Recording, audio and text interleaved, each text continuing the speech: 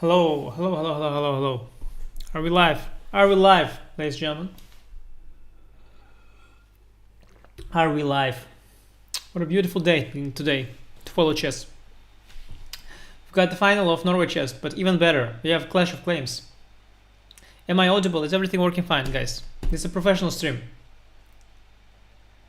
They both win 8k, another 12k. In fact, it's 8 and 12k.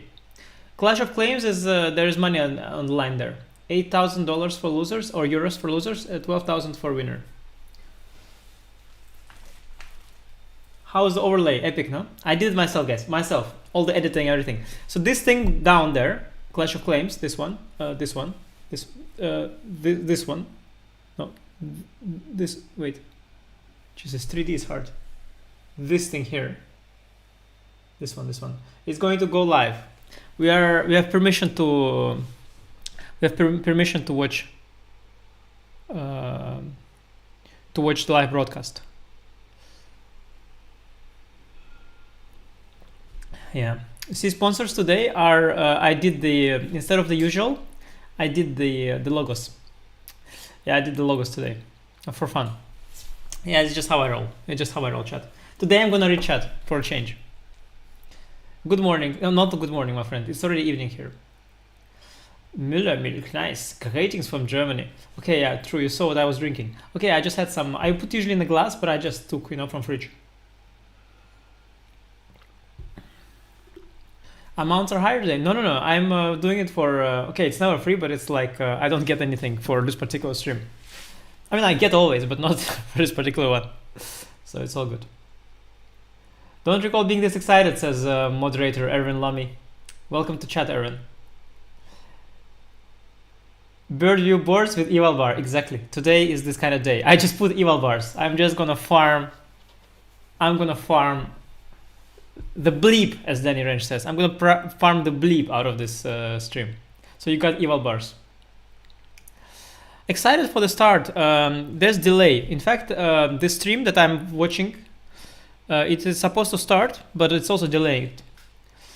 Let me see if Gotham is writing something. I'm just gonna keep you up to date also on Twitter. Gonna keep you up to date. The backstory. I guess you guys are aware. Yeah, you know the backstory. Need anybody not aware of what's the Clash of Claims? Yeah, Anna Kramnik posted that she wishes her mom good luck. It sounds so weird when she speaks about Pia Kramnik in this way, but in a way, yes, if it's your mom, you have to say my mom. But it's just kind of weird when she says my mom is this, my mom is like, I'm like, it's Pia Kramnik. But then she's like, yeah, it's her mom. What can you do? Normal situation.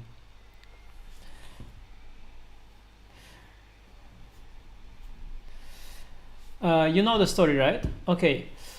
So long story short, Kramnik started doing statistics, which in my opinion, it's my opinion, I think he's that's actually irrelevant. The backstory is the following. Oh, we're starting. Oh, it's Spanish. Wait, there is the English one. I should watch the English. Sorry, guys. Sorry. Okay. Kramnik Jospem. Let's go from start. No, this is my own stream. Where is Gotham? Okay, whatever. Spanish is fine. Spanish is fine, guys. Learn some Spanish. It's also fine. Formato. El match tendrá un total de 36 partidas. Cada día se jugarán 12 partidas, 6 partidas en tablero físico, 6 partidas online en chess.com. El ritmo de juego será de 3 minutos plus 2 segundos de incremento por jugada. El jugador que logre obtener 18.5 puntos será el ganador del evento. So all clear. 36 partidas, 12 partidas, 6 partidas physical, 6 partidas online. 3 plus 2. The one who gets 18.5 wins. In case of a tie, Armageddon.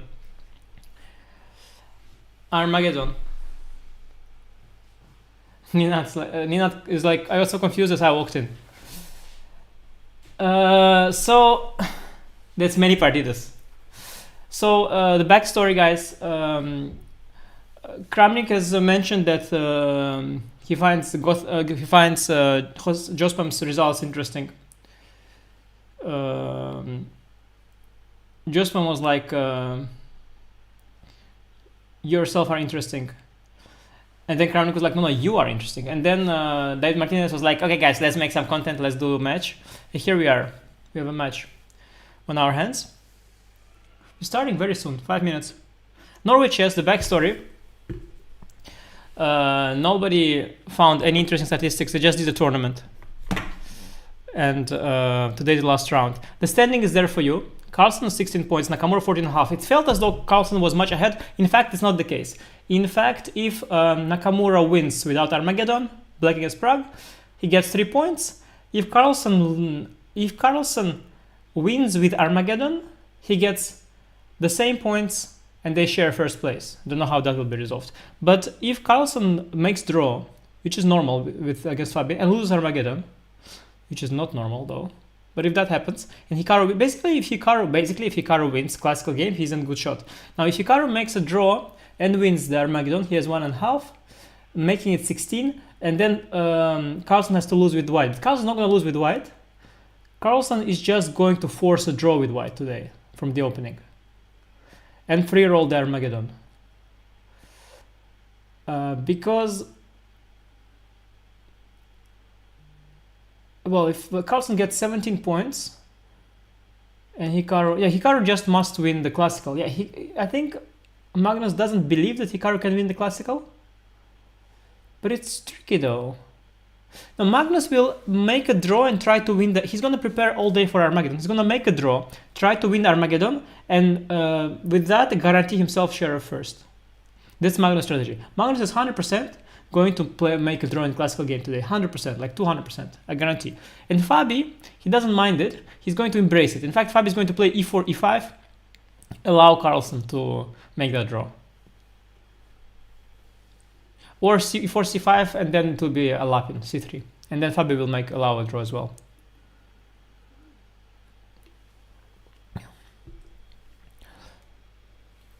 Now Ding against Alireza, it's a battle of it's a clash of honor.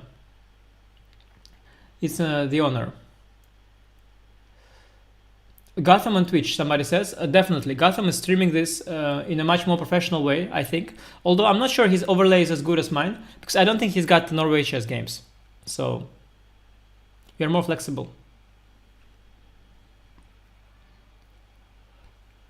Vidit lost today. Oh, I was watching the games.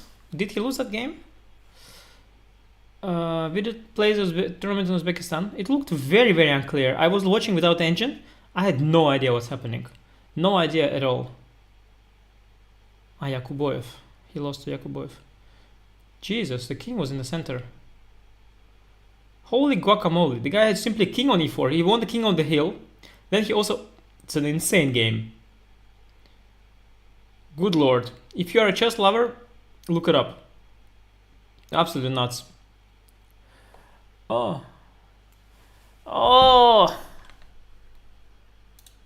Hola guys. Hola guys. How are you doing? You've got the commentators there. Beautiful.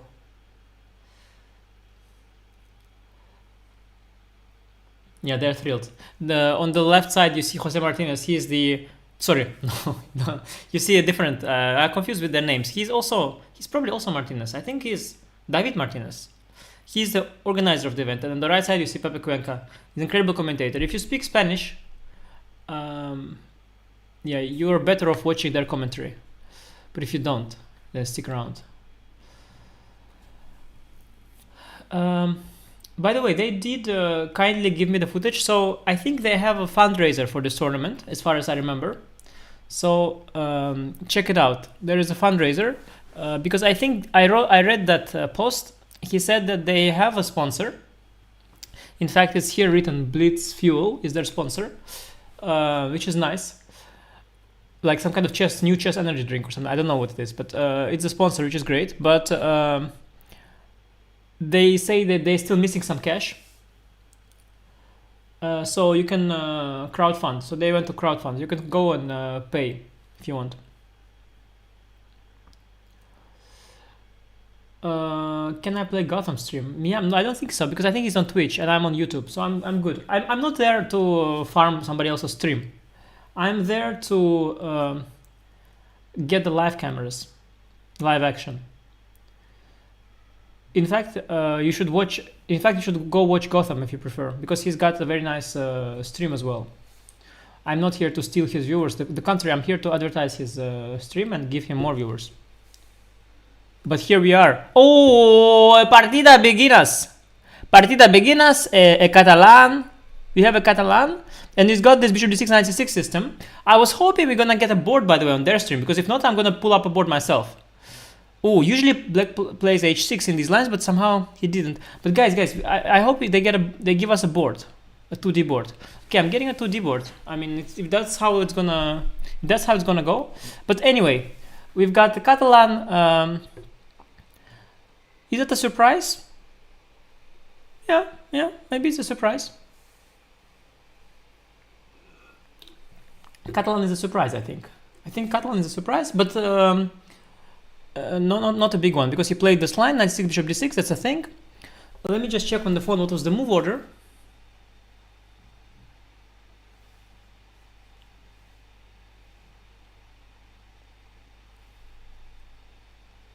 Oh, epic. Daniel Naroditsky. I asked him to join, in fact, but he in fact has a Russian commentary of this, so which is quite cool with Bortnik. That's cool. That's quite cool. Oh, we have the board as well here. Oh, very nice. I'm just gonna check out the move order of this game because I am quite curious what was the move order, and then I will be joining you guys in a moment. So you've got the game. This is the first game. Geez, you guys are so lucky that I have already for you pre-selected all the broadcasts, because it's so hard to find everything. Games. This is round 1 indeed, and it was d4, knight f6, c4, e6, g3, as expected, g3 to avoid Queen's Indian. And then he went d5, bishop d6 right away, castle, knight c6, knight bd2, a5, b3, a4, bishop b2, rook e8, knight e5, bishop d7, e4. Okay. Interesting. Yeah, no, very, very interesting. Bishop on c8. You see this bishop on c8? This bishop on d7 now. It's of course a problem piece. This other bishop is beautiful here. Constantly an issue. But they're pointing out the pawn on a3 is there. Oof. Wow, d4. Wow, d4. Amazing, good stuff. I really like black's position. Visually, I think Kramnik missed this sequence completely, because once the dark square bishop goes away, then of course the pawn on a3, this pawn here, and this square on b4, it's going to be an issue for white. And white's bishop, the Catalan bishop, you see, is not very pretty at the moment. Kramnik definitely missed the sequence. A good start by Jose. Immediately showing that he's resourceful. Kramnik already knows that he can throw all his statistic into the rubbish bin after this move, bishop e5, d4. He understands already that all statistics can go into rubbish bin. It's time to take out the, take off the gloves and just make some good moves, because it's all over. He's already worse with white. Even from the opening, he's worse. Jesus. But okay, just the first game. Kramnik, don't underestimate him. He is not just your professor. He's also very resourceful and also fighting. He is incredible fighting spirit. He is incredible character.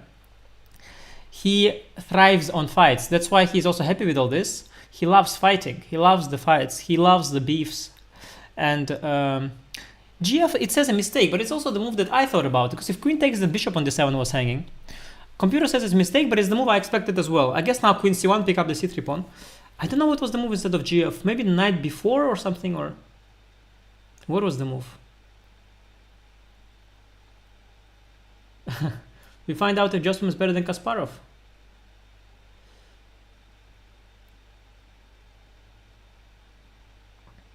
e5, wow. Yeah, no, this is very classy. Kramnik's playing opening up the bishop and the squares. I would have just gone queen c1 and picked up the pawn, but of course I don't have the,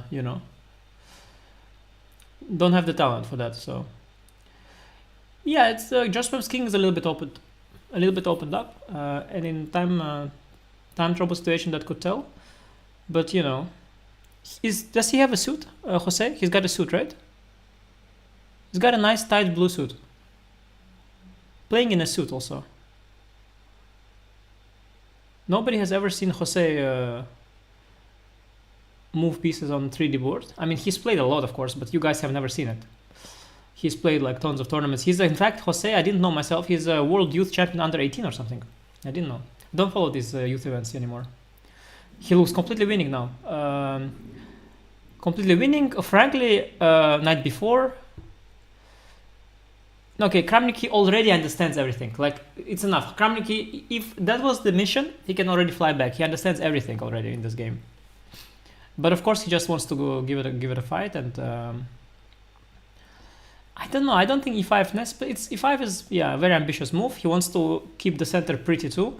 I would just stack something on b4, like knight b4, and just. But yeah, he wants to have it all. I like the approach, though it felt a bit slow. Yeah, black is a pawn up. White has some potential if he opens the center. Move like g4 at some point. Okay, b4. Okay, Kramnik is fighting for some squares. No, good game by Jose. Good game by Jose so far. But I don't like the latest developments. I have a feeling the position becomes a bit loose for black. I don't like that bishop on a4, the king on g8. g4 will come at some point. He'll take queen c5 and g4. g4.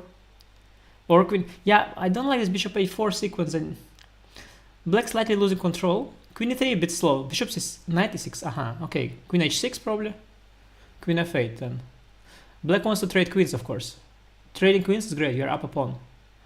Knight f1. Yeah, I don't know. I mean, now if you trade queens, he gets active knight, but still it's a huge success for black. So he does it. Knight on d4.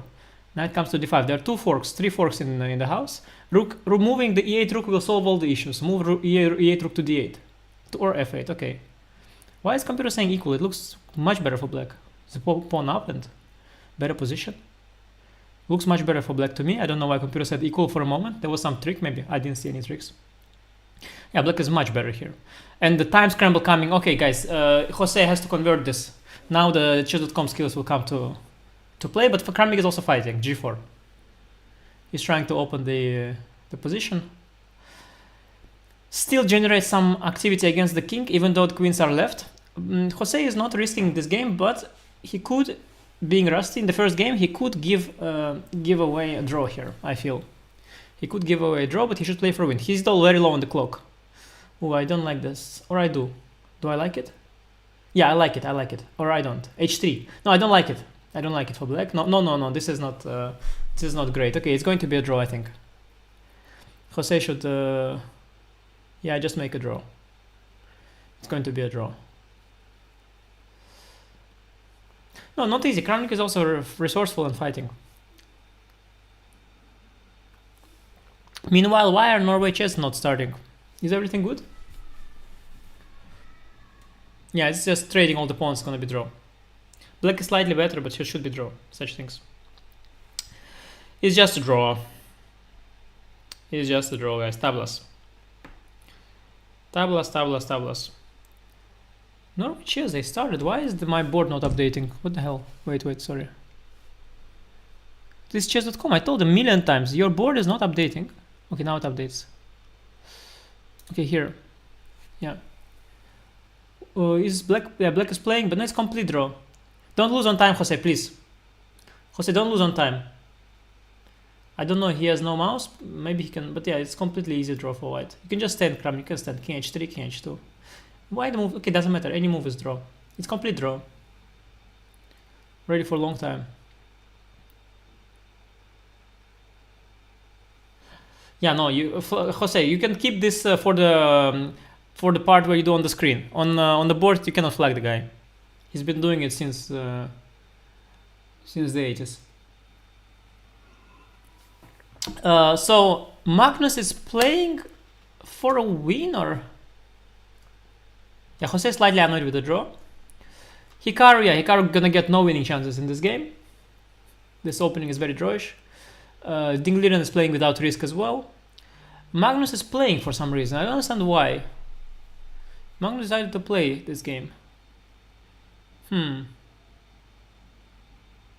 Okay, because if he draws and loses Armageddon and Hikaru wins the classical game, of course, then Magnus doesn't win the tournament. But usually in such situations, he takes the draw, I think. Magnus very pragmatic usually. But the thing is, I'm not sure the math is on Magnus' side, because Hikaru beating Prague with black, it's like at least a 20% event. So in fact, maybe the math is not saying to make a draw, I'm not sure. Very tough situation for Carlsen. He decided to keep playing. Okay, it's interesting. Interesting. Good news for him though is that Hikaru got a very unpromising position from the opening. This position is, I know this position, it's a very drawish position. Black has to defend here. No winning chances. So Magnus, he can just make a draw and just chill. Okay, second game beginning. E4, E6. Trying to surprise, frankly. But Jose knew that he was going to be surprised. Okay, Kramnik, of course, yeah. Okay, Jose, of course, expected the Najdorf and E4, E5, and he got the French. Yeah, this line is... If black is prepared and white is not, then... Oh, E5, this is my course, it's my French course, C4, D4, C5 is my French course. Knight f6, right? Was it knight f6? I really don't remember my own course.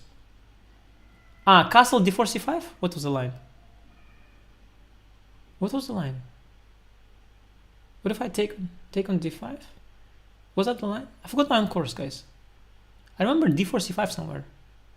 Maybe Kramnik, yeah, this I also remember. I don't know. Yeah, guys, my course is many years ago. I already forgot everything, to be honest.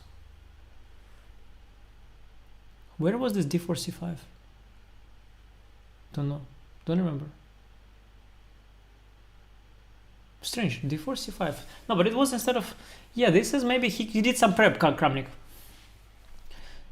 Did some prep. Let me see if my camera has autofocus.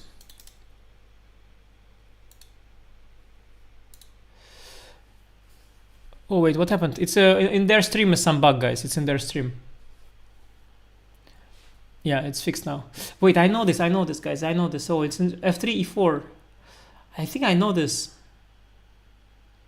Yeah, I don't remember if it's my course or not, but it's Kramnik's prep. Kramnik's dirty prep. Yeah. Queen E3. Yes, of course, Kramnik, he's clever, yeah. Match strategy, he's, of course, a mile ahead of Jose. Jose, probably a little bit naive. A little bit straightforward. And Kramnik, he's been doing this since the 90s. Or 2000s, at least. Kramnik ruining his own experiment by prepping new idea against Jose, exactly. Counting for FIDE rating? It must be.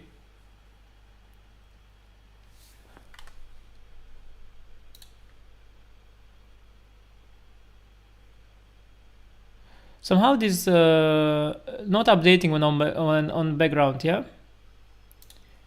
But it's okay, it's classical games, Norway Chess, it's okay. They anyway don't update ever. Yeah, Hikaru is getting a very unpromising position. It's going to be a draw. Ding also going to be a draw. It's also a theoretical line. Magnus Fabi is interesting. Yeah, that's the game to watch there. But currently we have okay, Kramnik is already improvising a bit. I think the bar is happy here with Jose position, but I don't think his chances are good in this game. And it's not looking good. If he's all he prepared against the French, then he's gonna suffer the entire day. Okay, this is a relief. Bishop c4, I don't know, but it's all fine. It's quite very drawish now. Bishop c4, I don't know, yeah. I don't know why computer liked white so much. I didn't look good. Didn't look so good. White is a bit passive. The bishop on c1 not developed. Yeah, now Kramnik is safe in this game. But white should also be safe, although... Yeah, black is much more active. For blitz, I definitely prefer black already.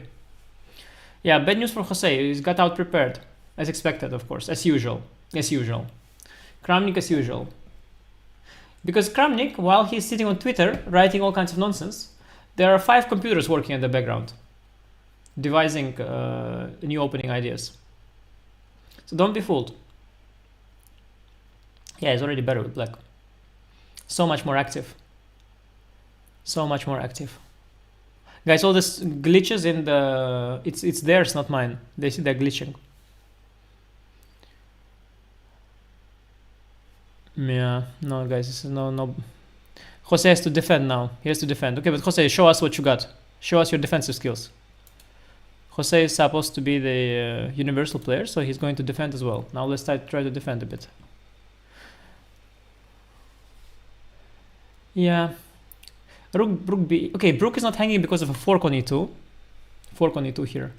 But just black is more active in the center, white's bishop on C1. That's the problem. If it was already developed, it would be okay. Huge time lead, yes. Yeah, time lead, not that crucial. Update score, smart.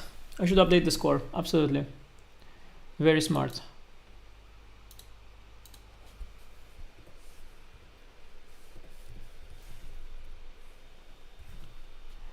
Okay. Oh no, wait. Oh, wait. Okay, here you go. Updated the score, thanks. Chat, thanks. Guys, they're glitching like mad, by the way, the Spanish amigos here. But I've got it all covered. Oh, the bar is in white's favor, what happened? Nothing's happening, guys. Black is still fine. White is also fine. White is more fine than before, by the way. That is true.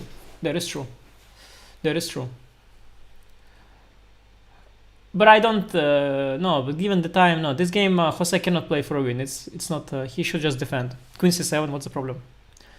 Takes rook, no, takes and what? Queen g5, h6. Yeah, I don't see the point. No, queen c7 is fine for black. Yeah, just bishop e3. I don't like white's queen, to be honest. I really don't like white's position so much. I don't know why the bar is...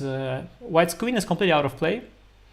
I think Kramnik is putting pressure here. I don't understand why white is better at all. White is not better. I don't know what the computer is saying. The white queen is completely stuck.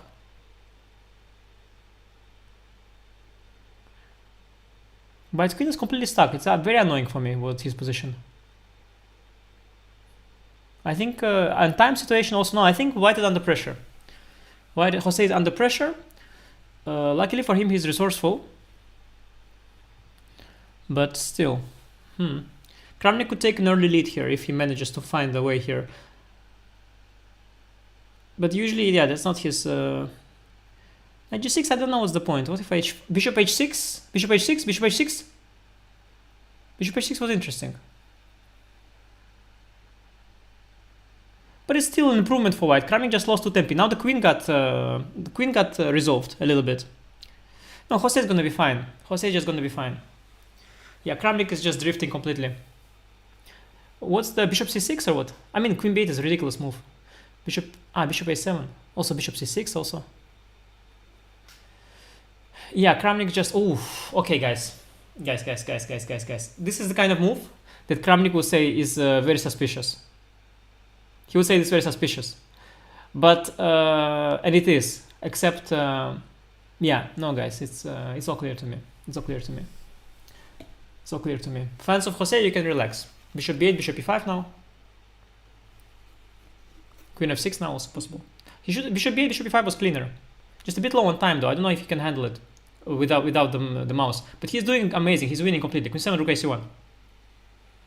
I think white is winning, but he's got 5 seconds. If it was online, he would manage to win easily. But over the board, yeah, I don't know if he's got the skills. No, okay, he ruined it a bit. It was not easy. I didn't see a win either. He ruined it a bit. He should just make a few quick moves. Probably it will be a draw. It will be a draw. Yeah, it will be a draw, guys. No, you don't have the resources. Bishop on e6 so solid. Jose ruined it somehow. It was not easy. I didn't see it also, but there was clearly winning position before. It was not easy. Not easy. It's fine. Kramnik's hands are shaking, but the bishop on e6 protects everything. But Jose, there's nothing you can do here. Nothing you can do here. Just make... Okay, take on a5. Take on a5, yeah. Wait, what's Kramnik? Why does he leave the b pawn? Okay, Kramnik is gonna lose this position maybe, still. Okay, he took the b pawn, but now the h pawn is there. Okay, now Jose can play without any risk, but difficult to do anything.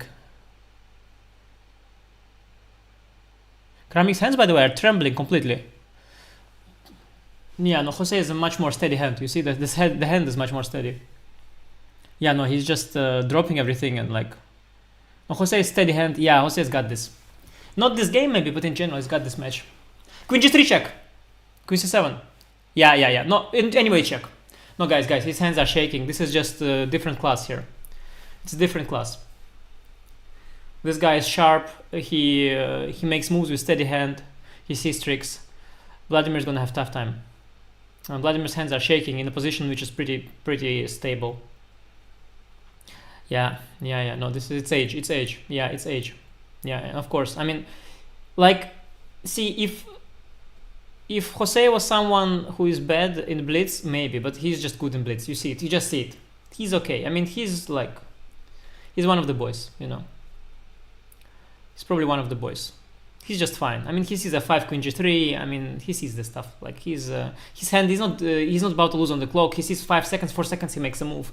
Nothing is shaking. He makes a move, presses the clock. I mean, no, it's a tough match for Kramnik. I don't know if Jose's got that killer instinct. You have some players who, when they see weakness like that, they just go for it, like Carlsen, you know. You have to be a little bit evil for that. You have to have that evil trait in you. You have to want to induce pain to others, you know. If Jose is that kind of guy, then he can induce pain. Do not write Mr. Kramnik off. Absolutely not. No, guys. You just preliminary conclusion. Nothing's happening here, obviously, in Norway Chess, as it shouldn't be. It's a classical game. Classical chess, guys, is really... The whole point of classical chess is that you become very good at it, you grow your rating, and then you just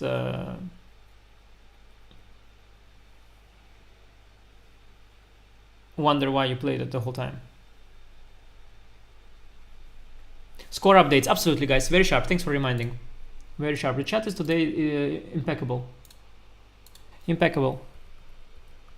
As classical chess is completely unwatchable, obviously. Completely unwatchable. Nothing's happening. Basically, I have boards that are stuck, but it doesn't matter because the ones that are not stuck are also stuck because nothing's happening. Classical chess is completely unwatchable. It's incredible. It's completely incredible. Yeah, when I said Hikaru isn't good at classical, I made that clip is taken out of context because I say in the end that he is also good in classical. That was the whole point of the clip, is that I was making a speech where I said that Hikaru is good. It was after Hikaru made the classical breakthrough again. So that clip was completely misinterpreted because people don't pay attention to what to what's happening on the video. Well, classical is not dead, it's alive, it's just unwatchable. I mean, I have here the boards that are stuck. Then I go refresh them and again nothing happens. Like, seriously.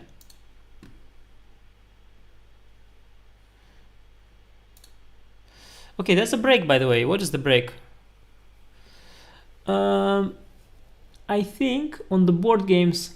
Oh, they're gonna play on the same day on the board and online. Aha. Interesting.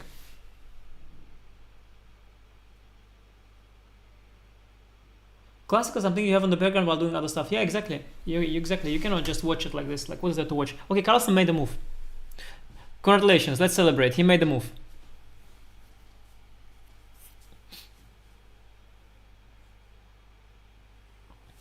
Yeah, Kramnik got some water.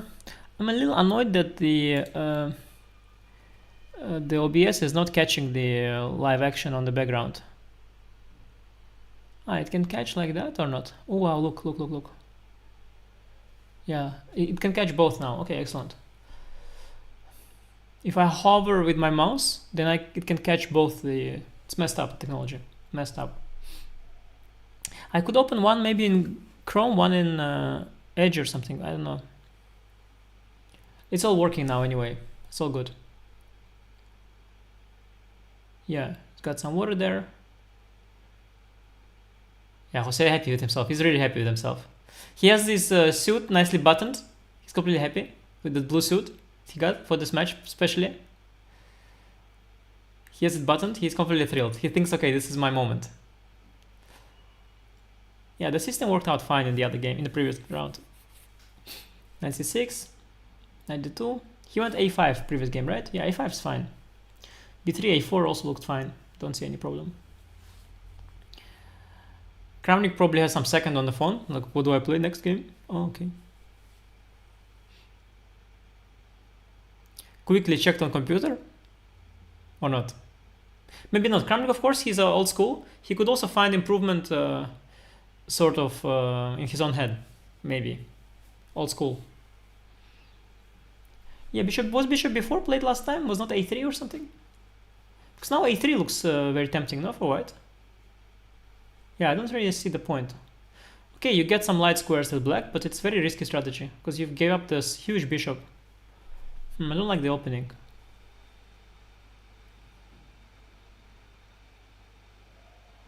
I don't like the opening. Meanwhile, Hikaru, yeah, no, Hikaru,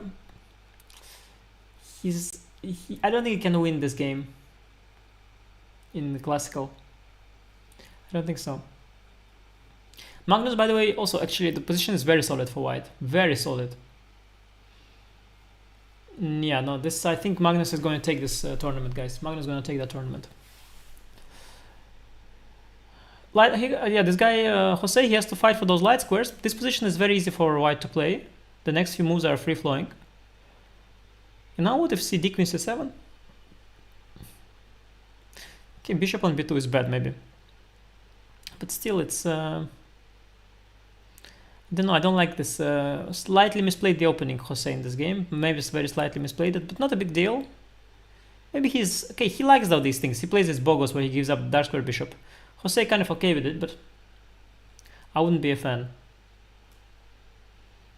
Yeah, endgame probably okay. No, Jose should hold this, of course, to be honest, given what I had seen. But of course, Kramnik has stability here. He likes it. He, you know, he doesn't want pieces jumping. He likes stability.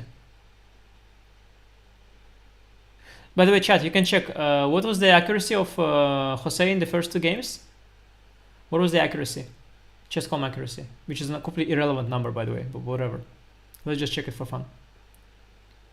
36 games, 18 per day. No, there are 3 days, I think. I don't think there are... I think there are 12 per day. 12 games per day, guys. 6 on the board, 6 on screen, and that 3 times. 94 in the second. 81.8 and 90.4.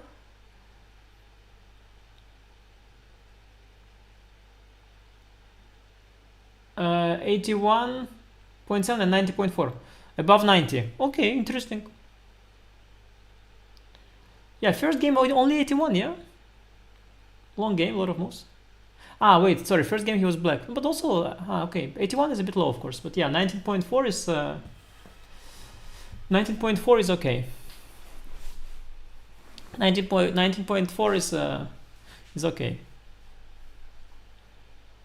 But you could just sort of see the, you know, that you're dealing with the blitz guy there. Be a bit careful with some rook c4 business there for now. Black's position is very shaky. And also risk-free for white. This game is very worrying for Jose. Bishop f4, very worrying, or bishop g5. I like bishop f4 more. Now I think h6 is okay. Simplify a bit. Just go h6, Jose, don't blunder. I think bishop f4 white should have played. It was a bit more pleasant.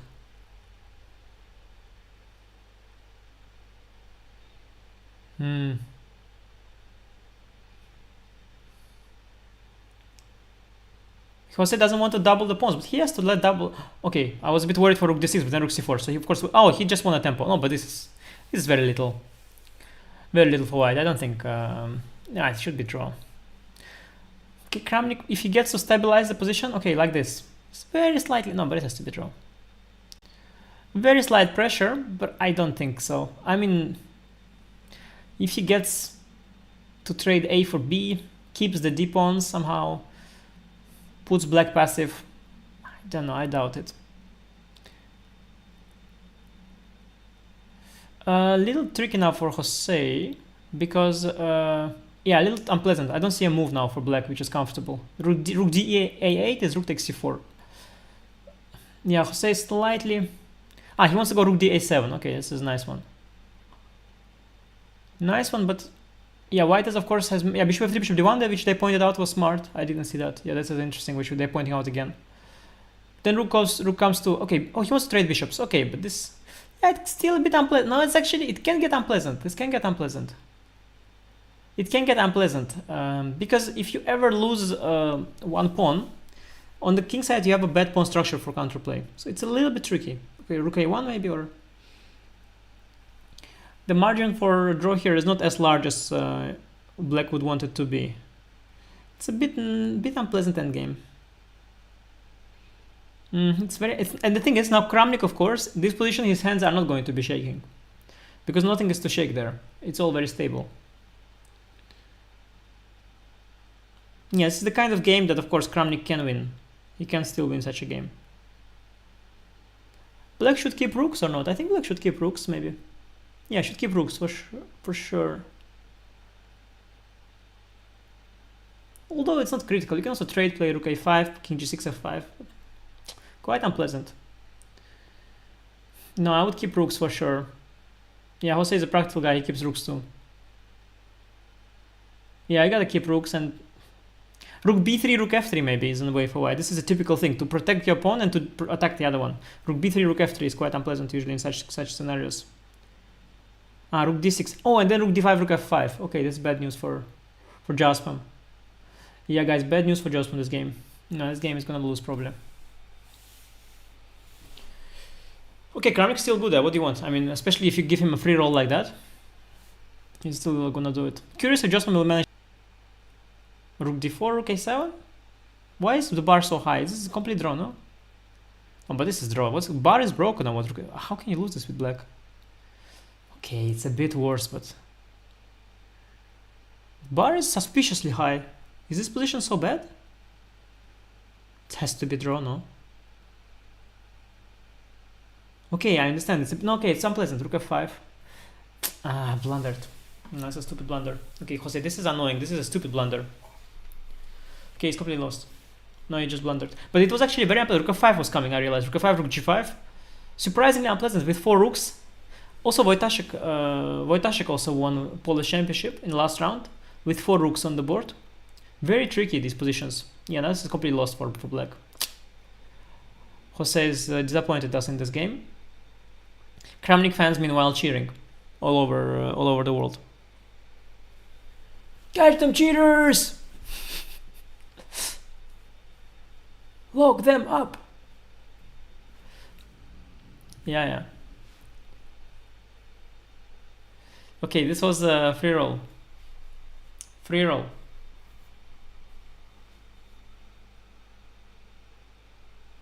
Free roll.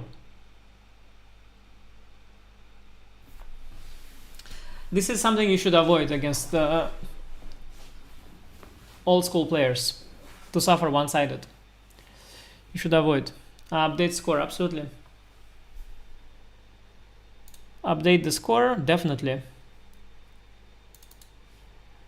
Okay, guys, this is no bueno. Jose should have defended better. It's on him. But yeah.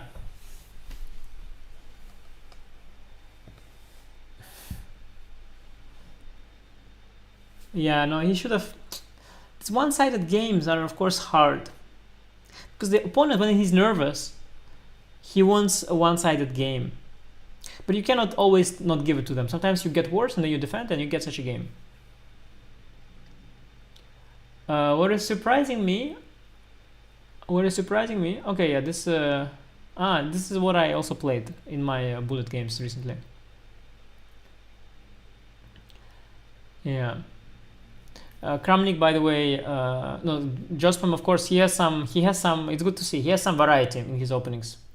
c4. Okay, knight c3 is also the way to play. c4 I don't think is the point of the system. Yeah, Jospem not, of course, a big opening guy, it seems, when taken out of his comfort zone. Momentum is fully with Kramnik, by the way, guys. This game, the opening is also good for black. It's Kramnik's chance to strike. Maybe Kramnik was just nervous at the beginning. Maybe he'll settle in. Let's see, let's see. Good news for the Kramnik fans.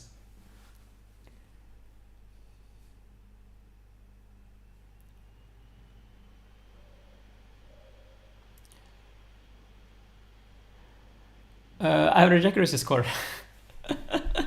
yeah, let's see. Average accuracy score, let me see. Frankly,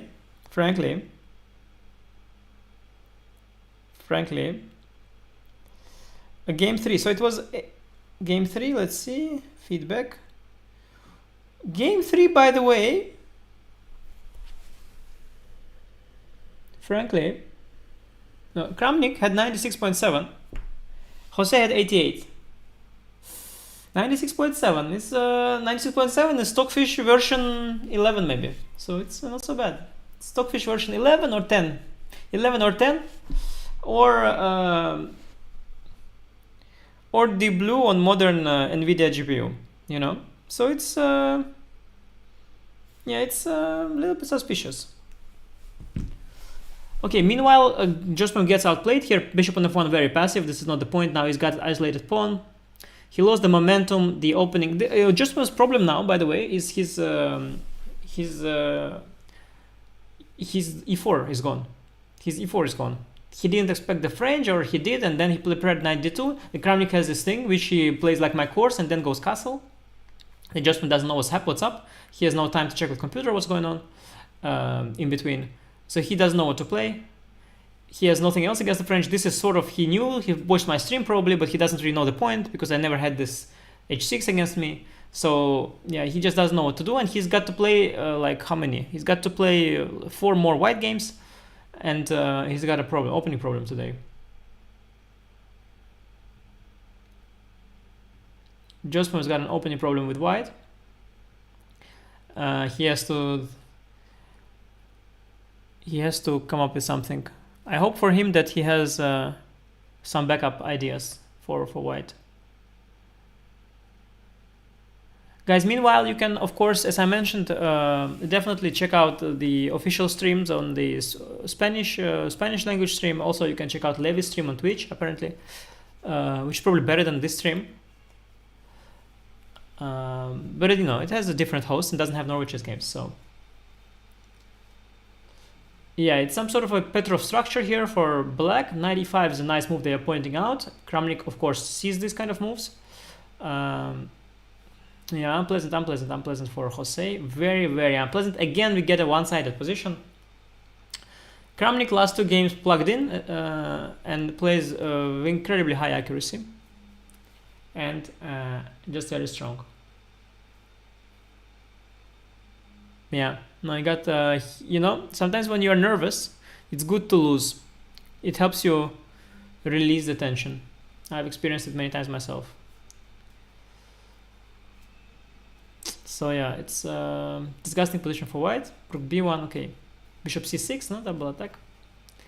c4, maybe bishop f3, bishop g2. Wait, bishop c6 computer doesn't like so much. I don't know, it looks still better for black. Yeah, c4, bishop f3, bishop g2, I guess. f4, bishop a3. No, I think what the blunder even.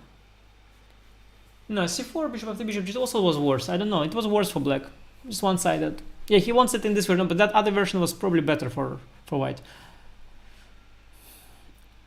Although not completely obvious why. Yeah, b5 maybe just. Rook a1, bishop b2. Yeah, b5 just. Yeah, guys, this is not a good game for Jospem. He's got an opening issue. It's as expected, of course. Kramnik, of course, yeah, he completely outsmarted him, of course, in no time.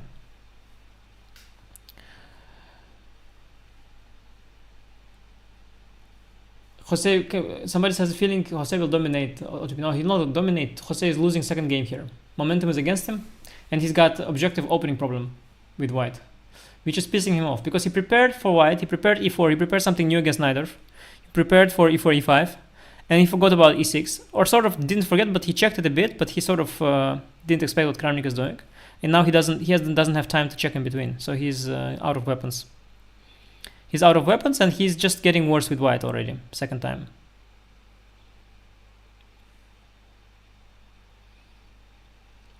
This game is very hard not to convert for black. But if somebody can do it, it's... oh, he's also up on time. No, Kramnik will manage. Up on the clock. I thought he had 14 seconds, but it's white who has 14 seconds. Yeah, this game is... the intrigue is very... intrigue is very low, guys, because mainly because position is bad, but also the time is not in white's favor, and then you have no chances. If black is very nervous, you can imagine that this can be ruined somehow. Although black is better on both sides of the board. Black is better on both sides of the board. F5, okay, rook dd6. Yeah, white has no activity. Gotta reroute this d2 bishop somehow. He's fighting, but yeah, no, Kramnik is, of course... Bishop c1, though, is a threat. Bishop c1 is... Yeah, the time situation is just not fortunate for Jose. You cannot fight these kind of positions with this kind of time. You cannot fight. c4, c4, c4, c4, c4. Okay, okay. Minor relief, but not really. Although much harder for black to convert now. Yeah, clock situation really is the bummer here. If the clock were reversed, I would already start betting on a potential draw, but this is very hard. Very hard. I got a call from Sagar Shah here. Let's see what he's writing.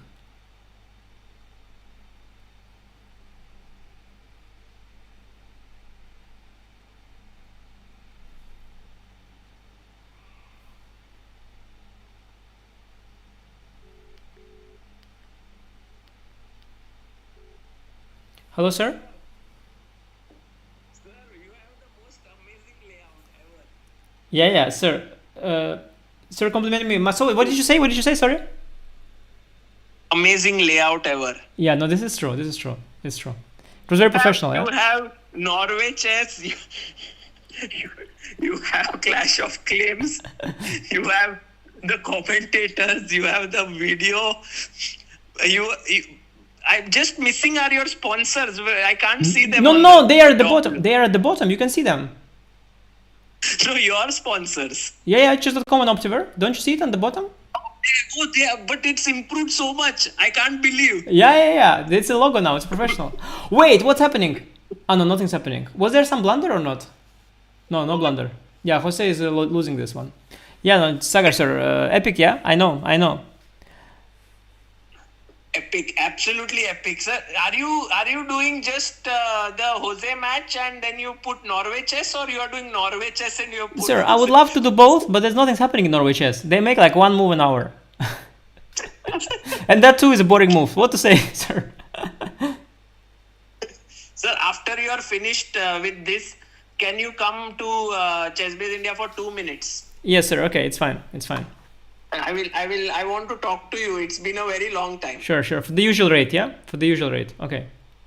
Usual. Per hour, so 2 minutes will divide it by 30. That's the usual, yes. Yes. Okay, see you, sir. Bye. See you. Okay, let me see. Guys, huge news for Kramnik. He is taking the lead in this match. His hand stopped shaking.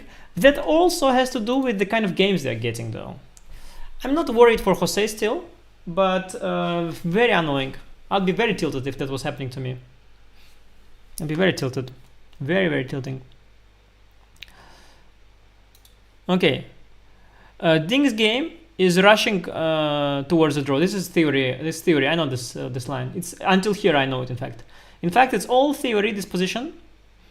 And you get this rook end game, and you're like, this better. but not really. It's all theory, it's draw. This game, Hikaru is rook e1. Yeah, it's all anyway drawish, whatever it is. And the bar says, yeah, it's just drawish. And this game, I think I know this position. Or I know something similar. I think black goes c5 usually here. And yeah, because the a pawns got traded, the board is a little bit smaller than usual. The fact that black lacks space is of less relevance. It can be unpleasant. I had a game here once. I had once a training game in this position, and I got unpleasant position with black. But yeah, it depends on next few moves. Basically, next few moves are very important in the Magnus 5 game. But of course, by default, Magnus is safe for now. By default, he's safe. Ding is continuing this whole line. Yeah, it's just theory, guys. Honestly, it's just theory. It's very slightly more pleasant for white. I mean, it's very slightly more pleasant for white, this line. In fact, now that I look at it again, it does look nice for white. But I knew that it's nice for white actually already before, but it's just this version, I think. Can Alireza go b5 maybe? Rook e6 maybe?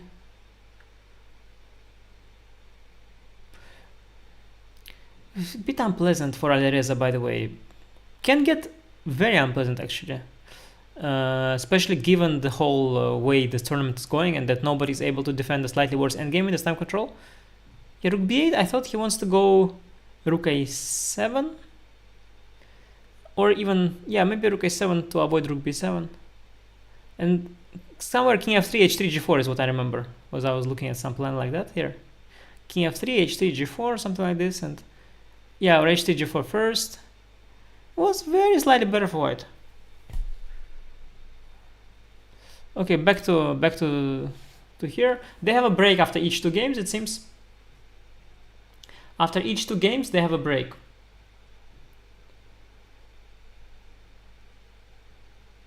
People calling Kramnik an old man is absolute disgrace to WC. From what age can you call someone an old man, by the way? Can you tell me? What's the mark?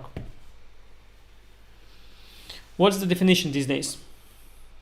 By the way, fun fact, I asked ChatGPT, what is the chance that we live in a simulation, that the simulation theory is correct? It said 20%.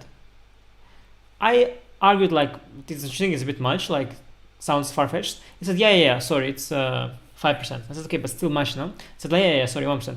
And then I did experiment. I thought, okay, let me start a new chat. Then actually I continued arguing, saying, okay, what do you have opinion or not? And anyway, then it said 20%. Then I said, okay, like what is actually? Then I told it, no, you said already 20%, so this is your opinion. Can you please be like firm? So 20% chance that we live in simulation theory, it said. Then for fun, I did another question. Again, I said 20%. And then I started like 5 different chats in a row with the same question, and it kept answering 20% every time, even though it is not. It's not programmed to generate the same response. No, but it would say different every time, but it says 20 every single time. It's crazy. Like I asked like 5 or 6 times, what is the chance that we live in a simulation, yeah, or that the simulation theory is correct? It said 20% every time, which is crazy because it's, by the way, insanely high, like 1 in 5, some kind of a random weird theory, like completely random weird theory that makes no sense, makes some sense but very little. Suddenly it says 20%, super weird. That's okay. Anyway, that's a little intermezzo. So from what age can you call someone old? Somebody says 35, 30, 55, 45, 29, 28, 29, 50, 45, 60, 50, 60, 22, 45, 30, 69, 60, 30, 60, 28, 17, 22, 28, 40, 45, 45, 60, 40, 60, 70, 14, 35, 50, more than 50. My age plus 5 years, somebody says 40, 45, 45, 90, 45, 28, 50, 12, 28, 40. Yeah, no, a lot of 60s, I think. Oh, okay, they start. I don't understand. Can you not start with a3 with black? Can't you start a3? Why do you need to go bishop b4 first? I don't understand. I don't understand that. Can't you start with a3? Or that's not how it's... a3, bishop c3, bishop b4, queen c2, queen e7 maybe. I don't know. I'm not a fan of the... Yeah, the openings, of course, are an issue. That's clear. Openings are an issue for Jose in this match. That is, of course, a problem. Because he is a guy who is used to prepare, then play, then check what they played against him, then again play, then again check what they played against him. And like this, he slowly improves his repertoire, and nobody prepares against him ever, because it's online chess. And he's feeling comfy, and he's the only one who's improving. But now he's facing Kramnik. He plays games in a row. And of course, he's unable to improve upon his own games. He doesn't have time. And his opponent is preparing as well. So it's a different situation. He got okay, by the way, now. He did get okay. Kramnik, I think, also doesn't have access to computers. But of course, Kramnik, he's able to probably... In between games, he's able to adjust better than Jose, because probably Kramnik, he can think about opening positions in his head better than Jose. I guess it's like an old school thing, like from back in the day, you know, when they were analyzing without engines. Kramnik can probably like think a bit like, oh, I should play this game queen c2 first, or maybe b3 first, you know, this stuff. And Jose is like, oh, amigo, there's no connection here, no internet. What to play? Which move? It's like, oh, you hear me? Computer said a4. Yeah, but what if he takes? What'd you say? What if he takes? What'd you say? And this is what happens, you know? This happens. And this is just not helping currently. That said, he is doing okay. Position is weird. Knight dc5. dc maybe? Queen c4. It looks good for white, I must say. Honestly, it looks very good for white. The whole thing. Yeah, it looks good for white, just the whole thing actually. Looks a bit trampy for black. Maybe b6, knight a4, rook a4, cd, cd. But nobody will go cd, yeah? Knight a4, rook a4. Knight... Yeah, maybe b6. Knight b7 is there also. Oh, b6, knight b7 maybe. Yeah, guys, I don't know what to do in such positions. I can just... Okay, knight a4 is not really a threat, or... So I can play like... Okay, queen c8, it feels very stupid though, very slow. Yeah, no, I think white's a bit better, guys. White looks a bit better to me. Not even a bit. Like, it could get really nasty for black. Yeah, rook a7, I don't like this move at all.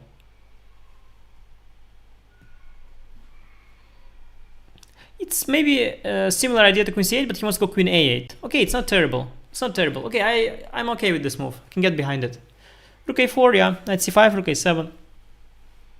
No, black is okay. I don't mind the trade, by the way, of the a4 bishop for black. I don't mind it so much. Queen a8, queen a8. Or b5, simply also. Just b5. Knight d2 is not it. b5 also. b5 isn't even better. Okay, e4 he wants. That's why he went knight d2. Computer not happy. I don't know. Okay, white cannot be worse here, I guess. Whatever happens. Bishop b4. Computer likes it. Cool. e5 knight. Bishop b4 is a cool move, by the way. Respect. Very often people after e4 they think they have to react, but that would open the position. Bishop b4 is a classy move. Yeah, it's luckily for Jospem, he's quite okay in these positions. I find them very, very weird and unusual and very difficult to play for both sides, but he seems to be doing okay. That's good for him, because normally I'd be very worried always for black in these positions in blitz, but he's chill. He is chill. CD, just go CD maybe. I would just take CD, just CD. He wants knight D, but yeah, let's go just CD. No need. Yeah, just CD, it's fine. Yeah, white bishop on g2 is a bad piece. Okay, Kramnik is gonna start some kind of kingside business, but his pieces are not positioned for it. Maybe knight c6, bishop f8 kind of idea. Or bishop to e7. Bishop a3, okay, this is nice. I missed that move at all. This is very nice, bishop a3. If bishop c3, then rook ac4, getting the... Okay, and now this is very comfy for black. Now black is very comfy, should be very comfy, very safe. Can you win this though? It depends a bit on the clock situation. He's up on the clock. Okay, this looks good for black. What is surprising is that Kramnik, by the way, he played it very poorly, but not so slowly. I think he made some conclusion. He maybe did some thinking. He's keeping the pace very uncharacteristically for himself. I think normally he would be slower and better, but he's kind of fast-ish and bad, which is better in blitz. It's better to be fast and bad than slow and good. He's playing very poor this game, Kramnik. Very poor. I thought queen 6. I'm the bishop f1 maybe. Okay, he's not playing that. Okay, he's playing poor, but it's still... Hey guys, it's the wrong board. Guys, it's the wrong board. Guys. Yeah. Okay, rook d2 is allowing a check on c1, then bishop f1. Yeah, white wants to reroute the bishop to f1 and plant the bishop on b5. If white plants the bishop on b5 and goes a4, knight on d7 will be dominated. There is potential for white here to be better at some point as well. I'm no longer so thrilled for black, by the way. The knight on d7 is a very poor piece. I don't quite understand why black is so thrilled here. Rook a3 is interesting, keeping the knight on f3 in check. Maybe queen c8 now. Oh, watch out for queen b4 somewhere. Yeah, bishop f1, king g2, bishop to b5. Yeah, white is taking over here slowly. No, not good. Queen b3, bishop b5, or bishop d3. Okay, also fine. Yeah, no, he's getting outplayed. He is getting a bit outplayed here, Jose. Yeah, Kramnik so tight now. Look at this king g2. So safe for white. Queen b2, bishop... Knight to a5, knight to c4 is what black has to do. At least get him a little bit uncomfortable. Okay, he's trying to reroute the other knight. This knight will go to a5, the other knight will go to c6. Will Kramnik go g4, g5 or not? Ah, bishop b1 is nice. Queen to d3. Ooh, that's nasty. Yak. Knight goes back to f8. This I like. Good defense. Knight to f8. This is good. This is good. Okay, solid. Queen c2, b5 maybe. Okay, b5 maybe not. Maybe also weakness. Queen b7. Okay, now black averted immediate disaster, but under pressure. Under pressure. Kramnik playing good. Kramnik playing good.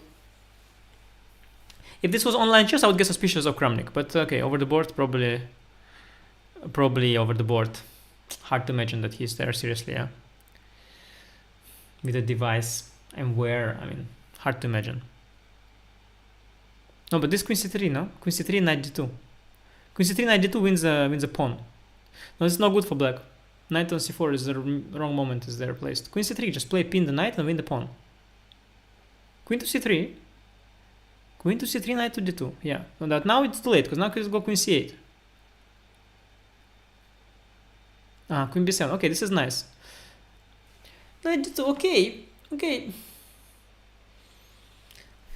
If black were to activate the queen, it could even turn... Yeah, but it's not going to turn around. Knight is bad. If the knight and queen would somehow leak in, it would be good for black, but now it's king f8 or knight c6. Okay. Queen b2, knight a5.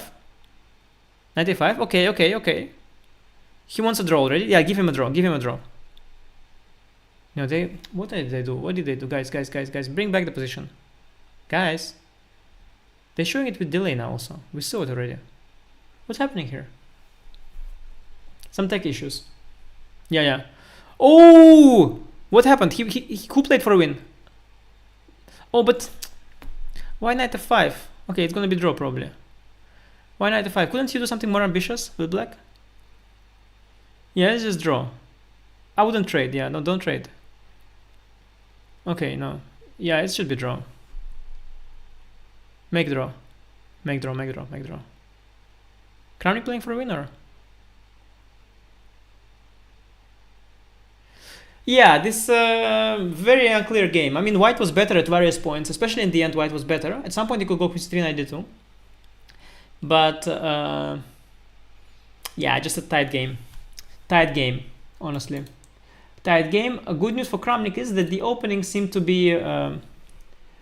the openings are working out well for him. As sort of suspected. I wouldn't say expected, but suspected. I suspected that was going to be a possibility. Meanwhile, let's refresh the boards here quickly. Ting is doing the thing where he's slightly milking. No news in Hikaru's. Yeah, Hikaru is trying to move around a bit. Yeah, we'll see later actually. We'll see later, in fact. Okay, so the French, knight d2, c5. Jose, do something different. Yeah, ed, I like that. Just play something. Knight f3, yes. Just go bishop c4, knight b3. Do something different. Do something normal. Just castle, yeah. Oh, knight e4, cool. But this queen before knight f2. Oh, this is nice. This is nice. This is a thing. This is a thing. Yeah. Is Kramnik ready for it? It's a dirty thing, by the way. I hope he's ready for it for him. This is a dirty thing. It's in my course, of course, but it's a dirty thing. You go castle and c3 and you do some fast business. And black can either play it very sharp or solid. Either go for long castle or go for bishop e7, knight f6 and try to weather the storm. Yeah, c3, I think they both don't remember the details. c3 or castle, which one it was first. Yeah, white is banking on lead in development. This is nice for white. Jose is, of course, he has some overview. Jose is not so primitive as we thought. He has some options he can choose from.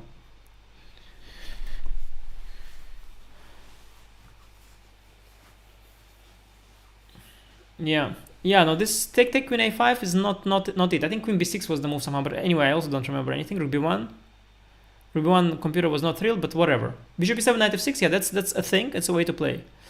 You can castle, then take on f6, and go another knight to e4. Black always facing some issues before they castle. Queen c7, okay, this is a nice move. Ooh, and now white has to show it. White has to show what he has for the pawn. Queen g4 is one option. Queen g4 is one option, for sure. He'll go queen g4 probably. But then g6. Then g6. Then you go queen e2, and then knight f6. Take knight e4 and bishop come to h6. Yeah, I like queen g4. I don't see the issue with queen g4. Although it's a very tactical move, you have to make sure you don't blunder anything. Yeah, Jose is playing human moves here. Queen g4 is also what I expected. Yeah, I mean, I don't think you do anything funky here with black. Probably you just go g6. King f8.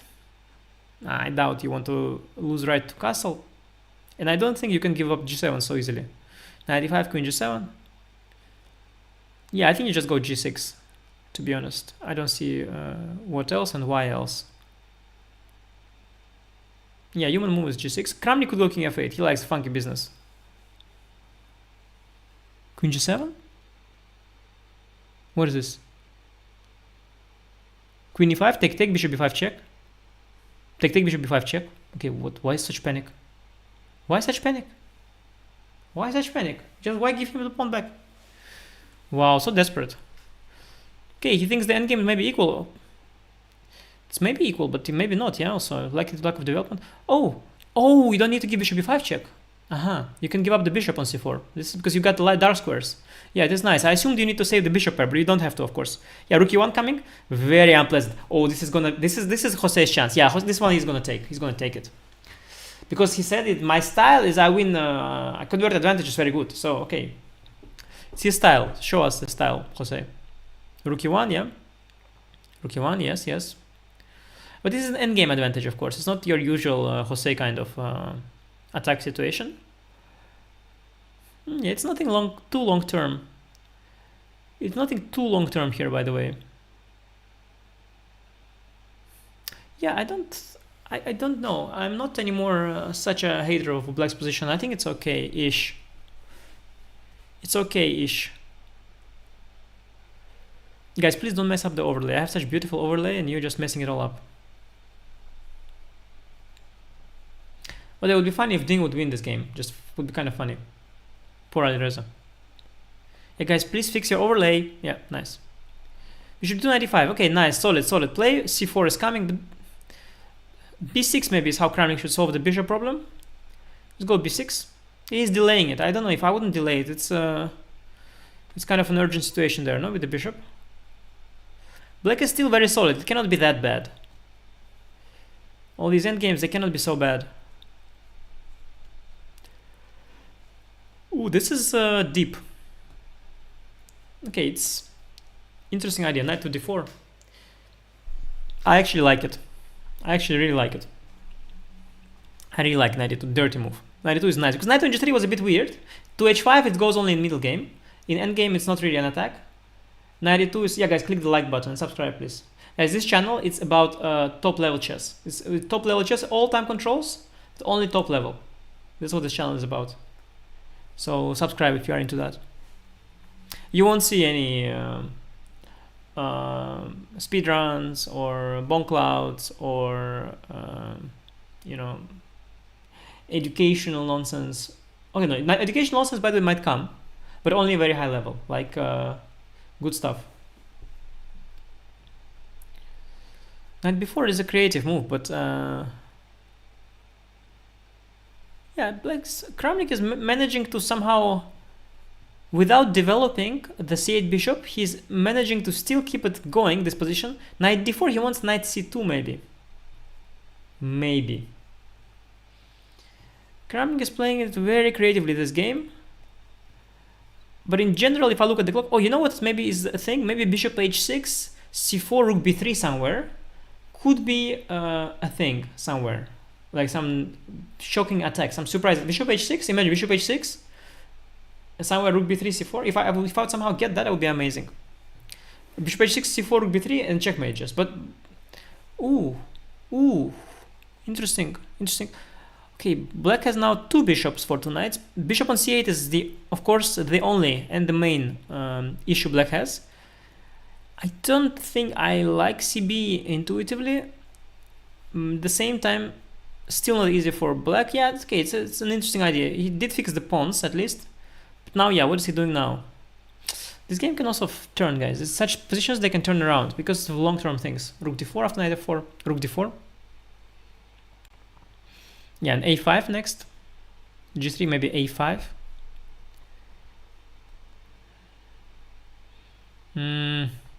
Yeah, g3 he'll go, but maybe a5. Yeah, instantly played.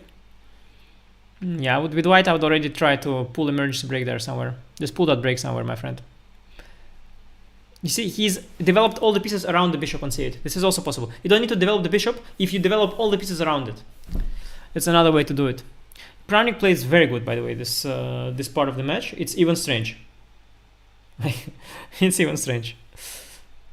He's somehow completely mobilized himself. Yeah, I think white will be rook b7. Okay, it will be some sort of a draw. Still tricky for Black a little bit because of the circumstances. Why did he go bishop d7? Because he has rook a4. There's no tricks, yeah? Rook c7. How does he defend? Okay, rook a1, rook d1 is one way, which is probably the way.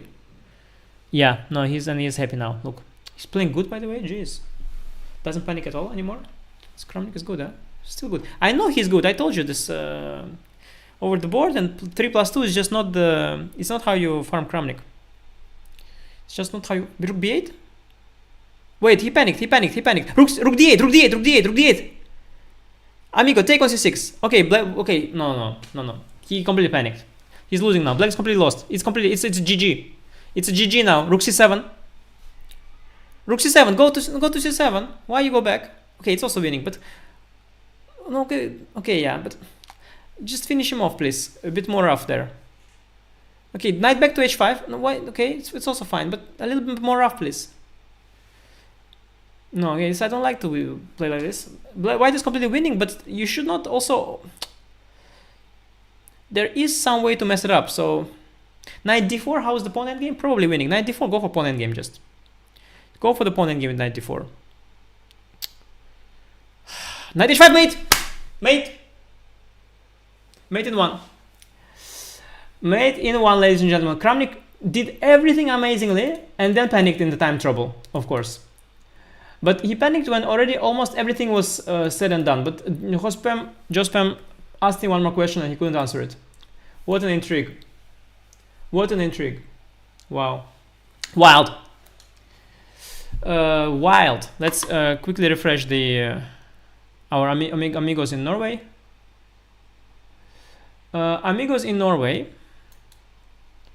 So is he already repeating? Sorry, wait, sorry. Yeah, I had it all very nicely here. Wait, let me fix it. Wait, chill, guys. I'll just fix it. Yeah. Amigos in Norway, by the way, guys, for your information, I cropped the boards individually, so as to save you some millimeters. Yeah, this is just a draw. Ding is already repeating. Fabio played c5, is what I told you, it was also what I knew. And now, bishop to e3 maybe? Yes, can get unpleasant for black if you don't play it well. And this knight b4 move of Hikaru, it's bishop f5 knight b4, it's interesting. It's going for the c2 thing. Knight on c2 coming. Kramnik has a small break here, but Hikaru is trying to fork on c2. How should Prague defend from? Prague is already in a deep tank. By the way, Prague is in a tank. Yeah, Ding is making a draw. Prague is in a tank. I don't like the tank for Prague. Last time he was in the tank in candidates against Hikaru, it ended badly.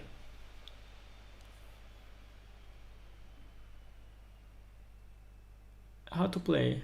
How should Prague play? Rook ac1 is screaming to be played, but maybe there is some c5 or something. Yeah, Ding is already repeating just. Maybe c5. Yeah, rook ac1, it feels a bit loose. There is also a move knight to e4. Maybe it doesn't blunder anything, but it's a bit of a weird move. And what if I play like something dumb, like rook a to d1? Rook a to d1 looks kind of normal, like nicely dumb. Rook a to d1, just knight c2, I have rook e2. Everything is in the center. Yeah, rook a to d1, by the way, feels very good. Maybe c5, dc, queen d2, rook d2. It's kind of, everything kind of holds, I think. No tactics. Knight c2, rook e2. It's okay. Yeah, I think rook a d1 is a good move for Prague. I'm not sure. Bishop c2, I have rook c1. Then c5. There must be at least equality for white, at least. Likely more. But I'm not sure. Yeah, I'm not sure honestly about anything here. I'm not sure about anything. There are also other moves. Maybe some queen f4 is some move. I don't know. Rook a1, it feels like I would want to bring that. Yeah, queen f4, by the way, is what he played now, just now. It was a move, queen f4. Yeah, I just mentioned it now.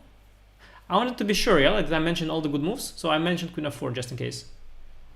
But I was not sure if it's so great, but it looks good. Yeah, queen f4, he wants to go queen f6, now he wants to bring the rook, I guess. Yeah, Ding already repeated.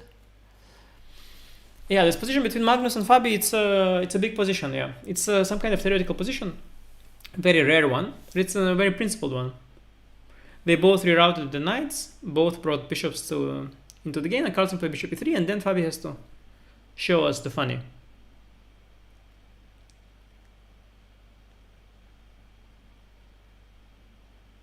Because white does have the center. White does have the center. After bishop e3,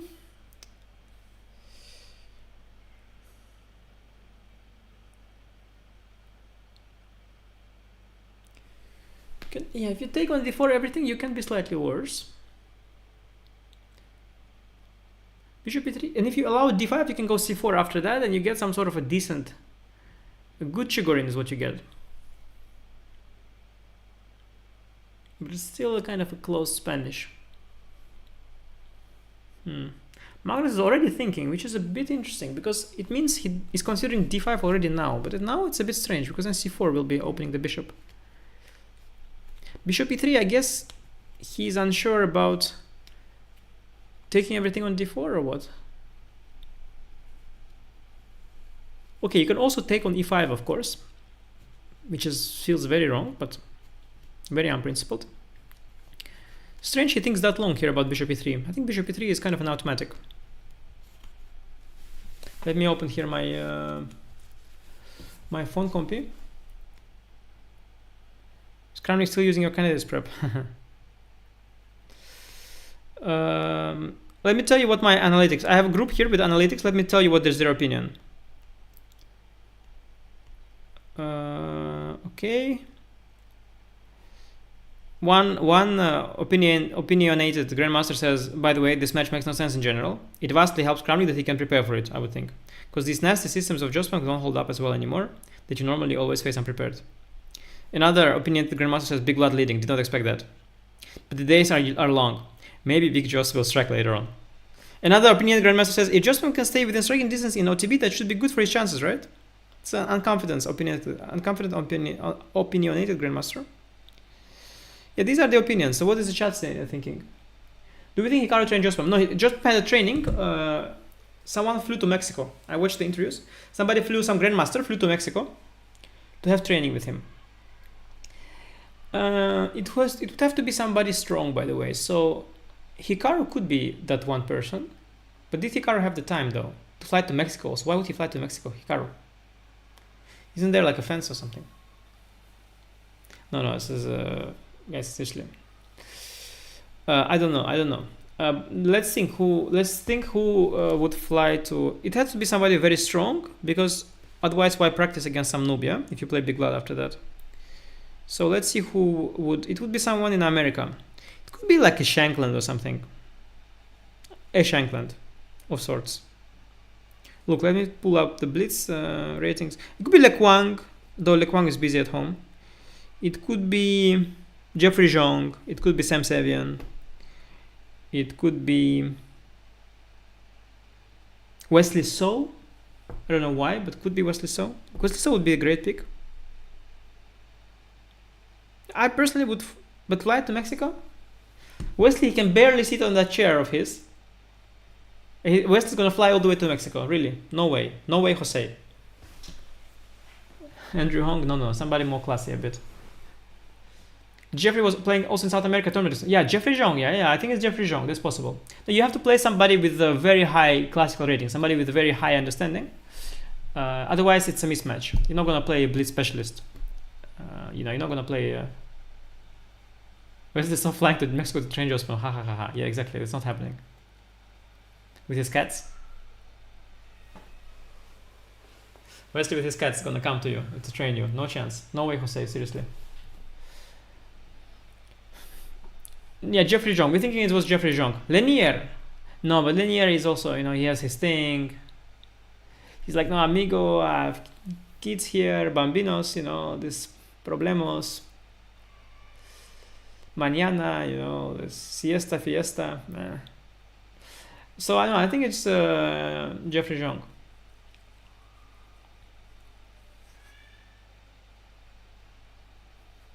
Strange nobody proposed Topalov. Topalov immediately jumping on the next flight to Mexico. To beat Kramnik? Oh, I'm coming.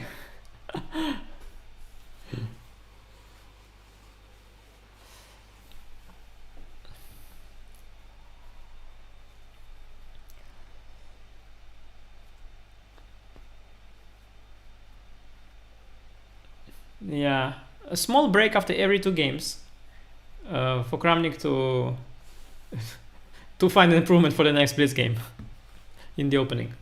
Usual kind of scenario. 3-3, guys. We have a very tense match on our hands. Ooh, guys, like the stream, share,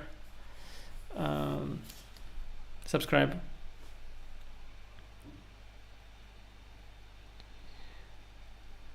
If you want a Russian language stream, there are a bunch of different streams. I guess the Levitov does one. Bortnik with Naroditsky does one.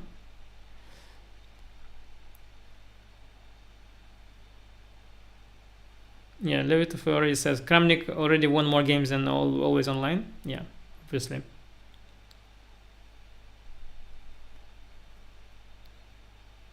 But you can see, no? I mean, he's fine. It's Jose. He's just fine. He's super sharp. You can see he collected all the blunders instantly. He saw a lot of tactics. Only thing that really, the only time he disappointed me, honestly, the one time he disappointed me, is the rook endgame to allow the rook to the 7th. Remember that time? He lost it instantly. I would expect, of course, not like expect. If I were his fan, I would hope that he would resist better there. You lose that endgame, of course you can lose it, but not in one move. That's the only time Jose really did something where he would be, like which was, let's say, a bit below his capabilities. But you could see already a lot of he's just playing fine. He's fine, of course. I mean, to be honest, there's no intrigue at all in that sense, because he already did this whole thing with Title Tuesday with Chess.com crew and so on. So it's not like there's no intrigue that whether Jose is able to play well in how it's called, the conditions that are supervised condition. There's no intrigue. We already know he can play well in supervised. His FIDE blitz rating is 2700. It's 2700. It's not like some kind of guy who doesn't know, just learn how to play chess and is using an engine to make. It's not that case at all. It's a top player, top blitz player, who, according to Kramnik, performed a little bit too well. Even, I mean, it's very, like, I find that also so unlikely to think that someone who is really, but it happened before, it happened, of course. Like, there's a case, let's say Hans, I mean, no offense, Hans is buddy of the stream. Hans is a buddy, but Hans, no offense, clearly, obviously, a very strong player, obviously a strong player, right? Like, people played him blitz in the bars and stuff, like, very strong player. He did confess to online cheating. It can happen. I don't know why. I don't understand it. It's beyond me. I don't understand how can you, if you are so good. It has happened multiple times before. There are other strong grandmasters who won tournaments over the board. They've admitted to confess to cheating to chess.com. It is beyond me why that is a phenomenon. Why there are some players who are capable of playing at a very high level themselves, why they sometimes cheat in Title Tuesdays or maybe other events. It's beyond me. I don't understand it. The risk-reward ratio is insane. It is such an irrational behavior. So in that sense, you can suspect Jospem, you can suspect Hikaru. In that sense, yes. But it is, especially with Hikaru, the risk-reward ratio is nuts. He's got such an epic life. And to make a streak of 44.5 out of 45, I mean, really, like, it is so, like, beyond any logic that there would be any... that Hikaru would, the only point that Kramnik makes is he can say that people he played are overrated. I could say Hikaru is underrated. I could imagine Hikaru is underrated for various factors. I can imagine when Hikaru is focused, he's way stronger than his rating online. So I could imagine Hikaru is underrated. I could imagine the chess.com rating system is not perfect. I could also imagine that it's not a great predictor for results, because I have played a lot of long bullet matches, and there are people I'm gaining rating from, for sure, and there are people from whom I'm losing rating, like, with a margin. Like, I played some bullet matches with guy like rated around 2800 and I'm on like 3100, or he was 27 even, but like, I cannot make the score that they want me to make. I played him like 30 games. I lose much more than I have to. I think I had to lose like 3 games and I lost 6, something like that, to perform to my rating. I could not. The guy is just, I just could not. I could not live up to my rating. Against some other guy, I could.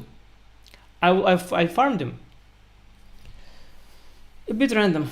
Also, okay, my level maybe dropped at that much, but also specific, like, to the openings. You know, I play certain openings, and there's one guy, he plays a certain system, and then that system I do always get bad positions. Of course, I'm much better, so I win like 9 out of 10 games, but I lose 1 from that opening already. So it's very specific.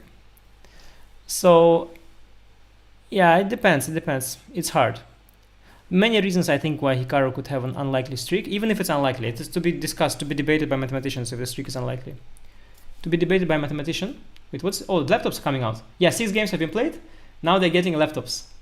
Let's do the procedure, guys. Let's get the laptop. Kramnik is like, they're like, okay, Kramnik, you can... he's like, shall I open the laptop? Yeah, you can do the procedure. So, the notion that Hikaru could be cheating of all places, in casual chess.com games, where he's gaining a streak against a noob, 45 out of 46, and he plays fair in Norway Chess and World Blitz, and he plays fair in Champions Tour. That notion is nuts. Like, it's absolute nuts. There is no logic to that at all. That is absolutely insane. So that's definitely not happening. It's just complete insanity. And Jospem's I mean, yeah, it's just not. If chess.com didn't catch anything, it's untraceable completely. If there's ever been anything, because he's just a good blitz player. Also, he played a lot of stat. Like there's a stat on that Tuesdays.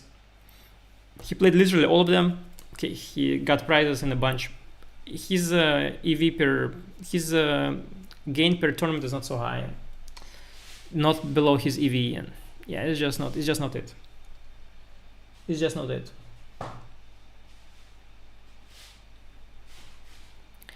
So I don't know what we have to see in this match. It's going to be a close match as expected. It's going to be a close match as expected. You cannot here somehow prove or disprove that because you cannot disprove that anybody cheated ever. It's impossible to prove innocence in this case. But you cannot prove that you could prove that with if you have some cases. You had some cases where guys who cannot play chess, like who are really bad at chess, they're just amateurs, and they did some insane things online. Okay, then you take them into a ring like this and you beat them, and everybody's laughing. That happened before. There were such matches. But you cannot do that in this case. You have a 2700 blitz player, yeah, who just did great in chess.com events because he played in all of them during the pandemic and after. Yeah, now Jospem is doing the procedure. I'm surprised they have a knife in that room. There is Kramnik, there is Jospem, and there is a knife. There's a crime scene is there for you. Kramnik sometimes he makes these jokes, yeah, like there's a dead body, there's somebody holding a knife. So you know, like I don't know, like I mean, we have to investigate. So Jospem, he was there with a knife, and now there was my dead body. So it's just I don't know. I mean, I'm lying there. I mean, it was on camera, but you know, he was holding the knife. No, it's nice. They're getting laptops there. Beautiful.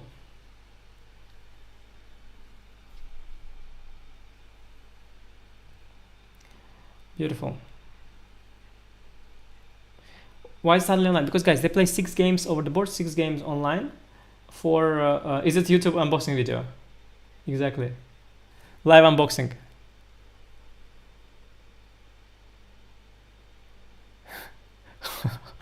Hilarious. New laptops is okay.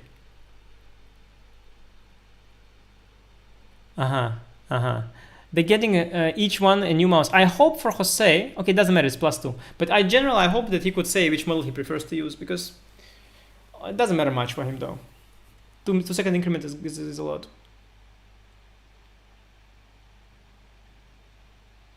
But the Kramnik, for him, it's already clear, everything. He knows already what it is. But it was always clear to him, I think, no? Well, what he found weird, of course, I understand, is that he lost to him like 5 Title Tuesday games or something like this. I don't know how many. And he thinks he should score at least half the points, which he did already. So he's, of course, but yeah. Of course, here he doesn't have any worries.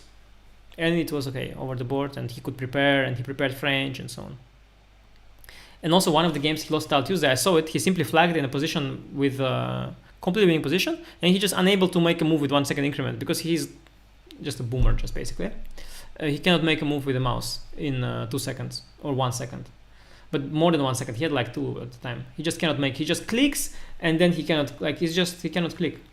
So if he would won that game, Kramnik, which he was about to do, it wouldn't have been even this score. So it would be a lot less weird.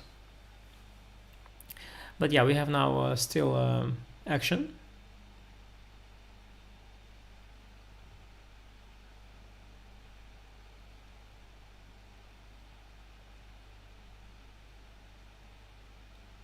Why is one an apple, one an HP? It's getting stranger. Maybe they did it. Maybe they asked them which models you use at home, or maybe they don't want to promote one brand, so they put a different ones. Is that even an Apple at all? The other one? Yeah, it's completely hilarious. They of course did it on purpose. They want to show us the procedure, how they unbox the laptops. They think it's just to show that it's all legit. Yeah. Very funny. Very funny. It's content. Jose's jacket, I'm not this workwear guy on Twitter, but I personally think it's a little bit tight. I would have opened the button. I would have opened that button there. The jacket is tight, I think.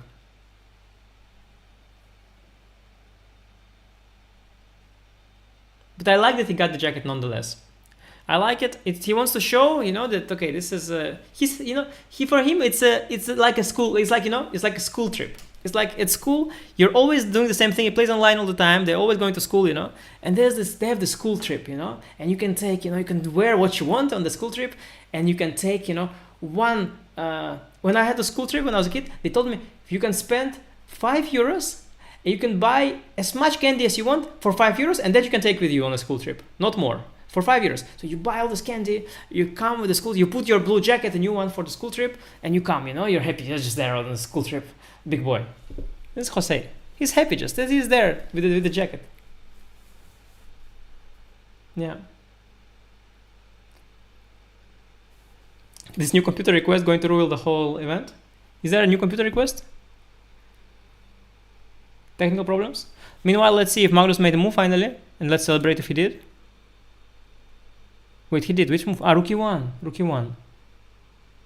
Instead of bishop e3. Congratulations. Bishop went back to e6. Aha.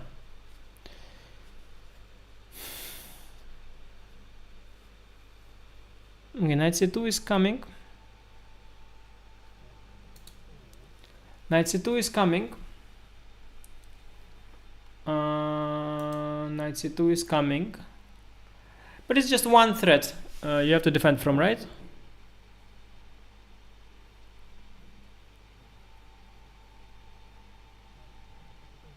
One threat to defend from. This position of Hikaru, it's like it's one of those things where both pieces are fighting for one good d5 square. It's a typical thing, when you have this beautiful square and you have two pieces that can go there, and they both want to be there. It's always a thing. Thing is draw. Strange, but Jospem is not dominating. My friend, what did you expect? Why would Jospem dominate? Why was he ever dominating in the first place? Yeah, this kind of opinions there I find them very annoying. Why would you think Jospem would dominate against Kramnik? Like, why? Kramnik is self-confessed unable to play 3+1 time control because he cannot move the mouse. So he's completely uncompetitive in Tile Tuesdays. And so when he played them a bunch on his anonymous account, which was later leaked, and when no one was afraid of him also, he just didn't win a single prize across, I don't know how many he played, like 10 or whatever. Kramnik is not as good as Jospem in 3+1 online. That's a fact. In Tile Tuesday field, that's a fact. Also because Kramnik is immediately suspecting everybody of cheating as soon as one decent move comes, and he's unable to play properly, while Jospem is able to. So on basis of that, all of these things combined, of course, Kramnik has significantly worse results in Tile Tuesday. But nobody who is a little bit aware of chess would suspect that Jospem would dominate Kramnik in this format. According to statistics, in fact, I saw a prediction of one mathematician, funny enough.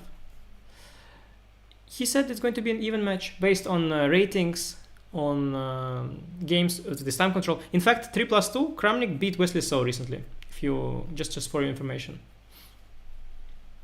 Rook e2 is nice. He beat Wesley So.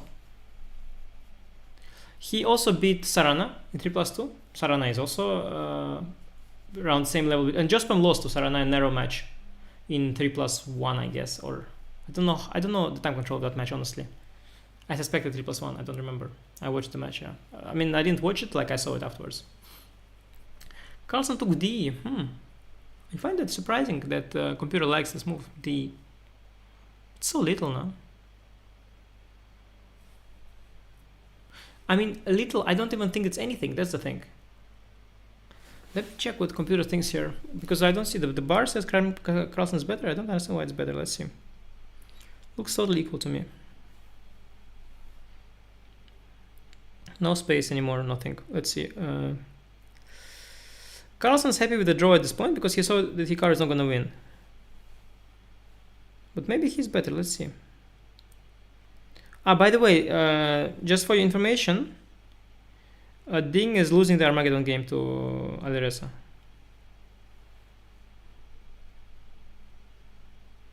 Yeah, I mean, computer says Queen D8. No, it's equal. Magnus is... no, he's not playing for a win. He just wants to make draw. Magnus wants to make draw. He should have gone bishop e3 17, which was what I said. Yeah, he just wants to make draw. I think, personally. And I think that's a good idea. In general, but also in particular, because he's likely to win the tournament. Because Hikaru, let me check here the engine, just in case for you guys. Yeah, there's nothing for Hikaru. It's just an equal, slightly worse position for him. He has to be accurate to make a draw. And if they both draw, that means that Carlsen wins Norway Chess. Alireza won. Naroditsky match is coming. I'm going to play Naroditsky. Yeah, for sure. I'm either going to play Naroditsky in the Bullet Championship. I want to see the seeding, the pairing. I suspect it's very close. I might play him there. If not, I'll play him on the stream.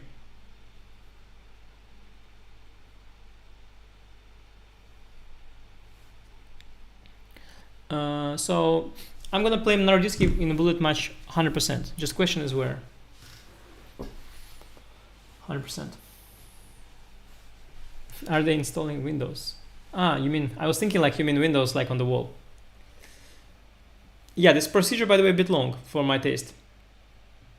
I mean, I believed you. Like they could have just also had it already. I mean, okay, I understand the whole gimmick that, yeah, it's all fair. I understand it and there's no cheating, but it's a bit slow, yeah?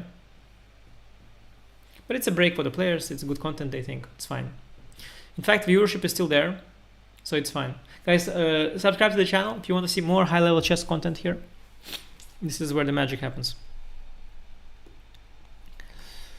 On this channel, the magic happens. It happens regularly. There's every Tuesday a magic show, and sometimes something in between too.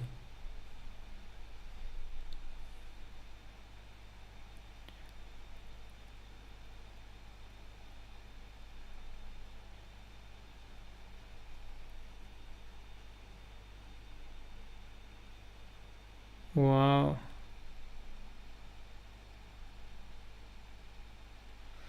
Wow. Checking news here.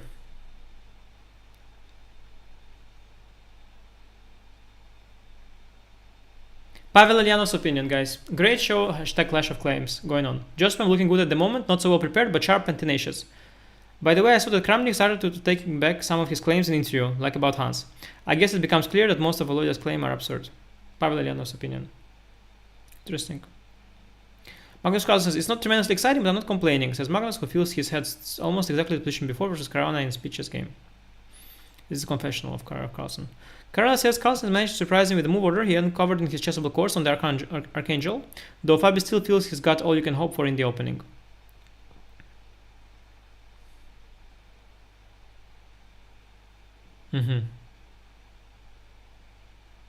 Hikaru is a content machine. Hikaru spent 1.5 hours in the confessional booth.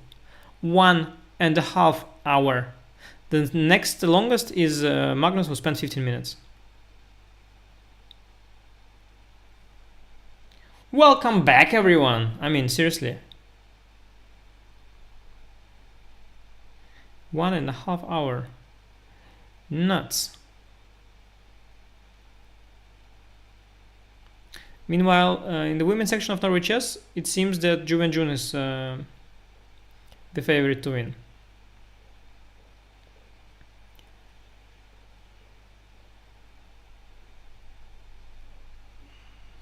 Prague says he's surprised that Naka played this line that he played against Carlsen a few days ago and where Black usually has to suffer a little for a draw.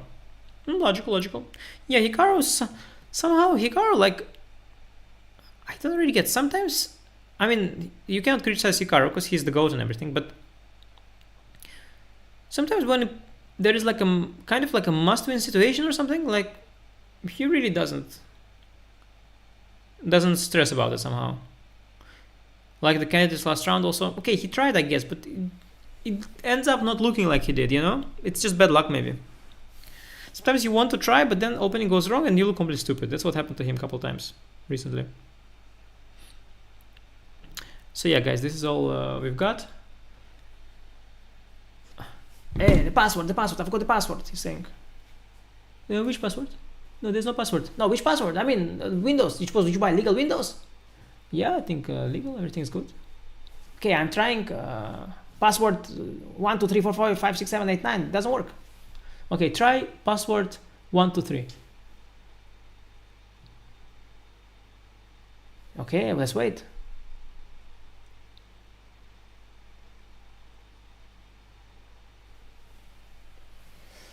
No, guys, it's problemas technicalos.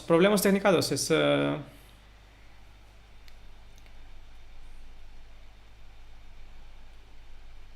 showing what it's actually like to set up an HP laptop. Yeah, who buys a new laptop? I mean, what if you need to like set up, like it's a procedure, eh? I mean, set up the whole Windows sometimes takes a while, yeah? Sometimes you need to set it up, like download the Windows and everything. It's wild. I mean, I understand the whole thing, but you could film it. They should have filmed it yesterday. But yeah, no, I understand they want to like it. But okay, you're gonna play tomorrow also, so yeah, I hope they do not unbox new laptop every day. That would be nice. Guys, by the way, just for the record, this it's taking a while, so Hikaru just wants to have unbeaten classical game streak that made him best player in 2023.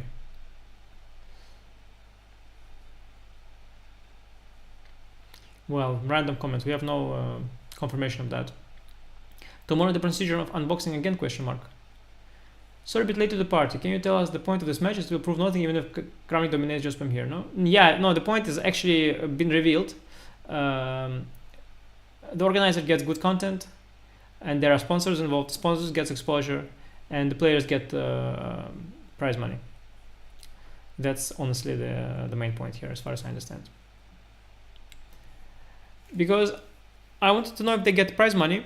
As soon as I saw that they get prize money, it was all clear to me. It is fine, of course, to get prize money for playing. That's what I'm always rooting for as a chess player. But in this case, in particular, I mean, okay, I mean, this whole act of, you know, being principled and doing it for, you know, for the greater good and everything. I mean, it's all fine, but you're just taking $8,000 out of this, or euros. So, you know, it's not much for Kramnik, 8,000 euros, but okay, he's spent only 3 days here. I think it's his normal rate. I think it's just his rate. Like if you want to hire him for a training session, training camp, you'd have to pay something like that probably, or not. Maybe a bit less or maybe more, I don't know. No, not more probably. Wait, 8,000 per 3 days, that's how much? 2 and 2.66 or not? Yeah, 2.66. Let's multiply 2.6 by 10, that's 26,000. No, this, yeah, it's better than his rate, I think. It's a good rate he gets. It's just a well-paid event actually, this one. Very nice. I'm happy for them. Should be more such, more matches. I played one with Vidit, which was great. Great content. Everybody loved it.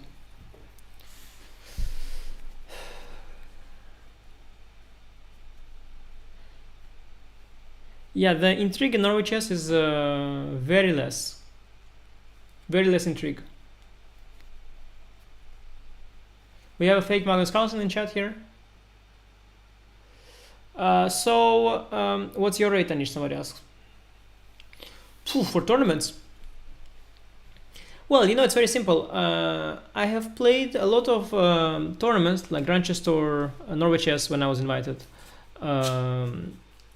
Basically, yeah, these two are where the prize fund is available online. You can see the prize fund of Norway Chess and the Grand Chess Tour. And these are the sort of fees that I am used to. And the fees there is always something along the lines of the last prize is like around 10,000, sometimes 15, sometimes maybe 8, sometimes maybe 12. And the first prize is like between 50 and 100 usually, depending on the event. If it's a short event, it could be 40. If it's a long event, it could be 100. You know, so it's within 10 and 100,000 euro mostly is one tournament for a top player. That is more or less the range for a top player usually. I dropped some rating recently, which is okay. But I still got a lot of invitations this year, which is very nice. And I'll try to regain my rating. And if I will not regain my rating, it's also fine. I just need to become world champion, to be honest, at this point. You know, it's as simple as that. But these amounts between 10 and 100,000, this is like a 9 round tournaments usually. And this is a 3-day event. So for 3-day event, of course, you can take a third. So a reasonable fee would be between 3 and 30,000. This is the normal range, I would think. And of which they have 8 and 12 is very, very, very fine. Organizers did a very kind job offering them excellent money. I think it's fine.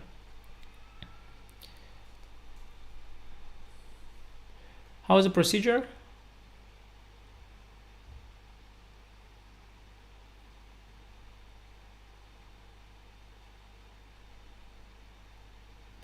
I'm going to play Grand Chess Tour. This is my next tournaments. Grand Chess Tour. Bullet Brawl tomorrow. I will play that, by the way. I'll play Bullet Brawl tomorrow. Yeah, that's the plan. I have some things going on in the first part of the day, but I don't think I'll be late. I think I'll be in time to play the Bullet Brawl. Guys, it's a bit of a bummer because I was really hoping to spend these 2 hours watching chess.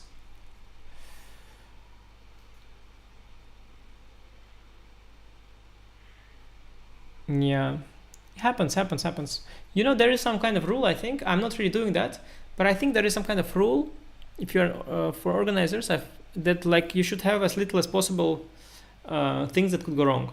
So you should like try to, because they always go wrong, and if you have of these a lot of these things that could go wrong, something of them goes wrong. That was kind of the thing, something like that. So of course, when you have that whole thing with the laptop, there's of course a bunch of things that can go wrong there. Yeah, the thing about playing bullet games, I could do, I can, by the way, change my, I could do, but I have everything set up. That's the problem. I have everything set up. So if I start playing now, it will ruin the whole everything, all overlay. Let me meanwhile confirm to you that Alireza has won the Armageddon.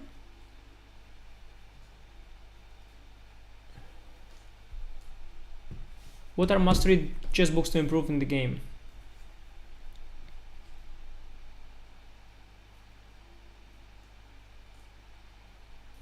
Well, you have to know some endgame basics, of course. So there are some like 100 endgames you must know. Is a book that's very popular these days. It's nice to study an opening as well, at least one to have you covered there. And otherwise, there is like lots of best game collections of players, of top players, great players like Fischer's game collection, Tal's game collections. Kasparov's entire My Great Predecessors is basically a collection of games of world champions and other top players of the past. Kasparov books are amazing. Just one thing, I think it could have been better, if they were less heavily annotated with less variations. I think that was not necessary. I think it's Kasparov sort of projecting his own way of looking at chess, the way he was preparing for his own games. You know, he sort of projected it onto these books. But the books are, of course, not for that purpose. They are for general public, pretty much. And then I found them. I never was able to follow. I was trying to follow games blindfolded as I was reading books. But Kasparov's analysis was impossible to follow blindfold. I would just lose it. Like there are so many lines within lines, and at some point I would just lose the position. And I would just skip it. Actually, I would just skip like tons of analysis very often. I would just see that okay, white is better here. Okay, and that's it. In that sense, but still, that said, it's of course an insane tremendous body of work, Kasparov's great predecessors. But in that sense, some books of Jan Timman, there's one on, for example, Karpov-Kasparov match, and the level of annotations there is very, very light, very nice. Very brief annotations, very short variations. You can follow everything. Oh, Jose is still there.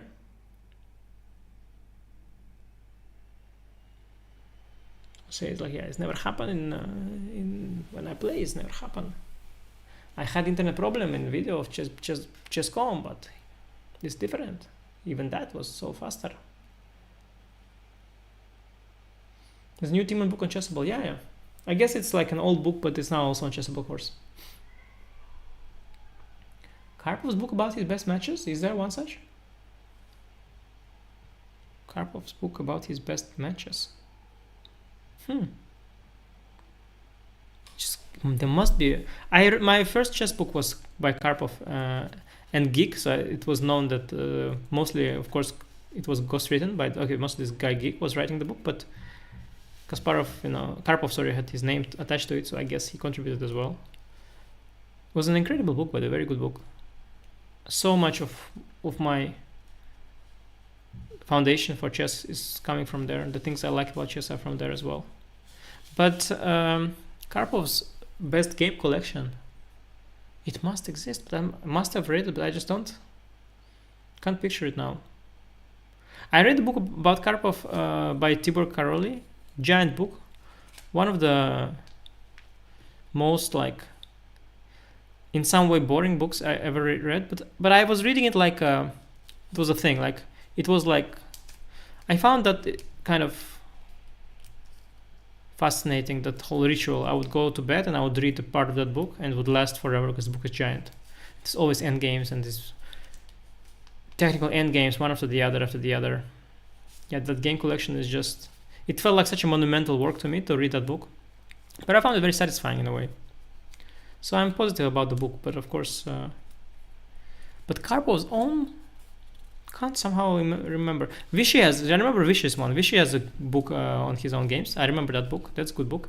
There's also Vishy's chess-based series. There's also Kramnik's chess-based series on his own career. And there is Kasparov chess-based series, in fact, on the Najdorf too. But it's not like a course like my course. It's much more about just general overview, general stuff, which is amazing. But of course, Chessable course, they're more like there's concrete moves and concrete variations that are covered. Different approach. But these chess-based videos were also really good back in the day. Shirov did a bunch of work. Shirov's, I've watched so much of Shirov's games. I mean, at some point I was just binging them. Hours of Shirov's games, after hours.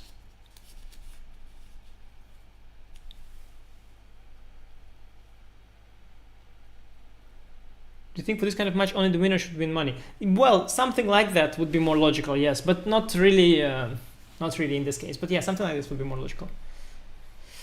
Vishy's Mindmaster book is not the one I mean. I think Vishy Mindmaster, I started reading that too, but it's a lot of text, right? What I mean is Vishy's game collection. Yeah, it's for light read. On Vishy, in fact, this book by this guy, Michel Abon. That is kind of an interesting book about Vishy.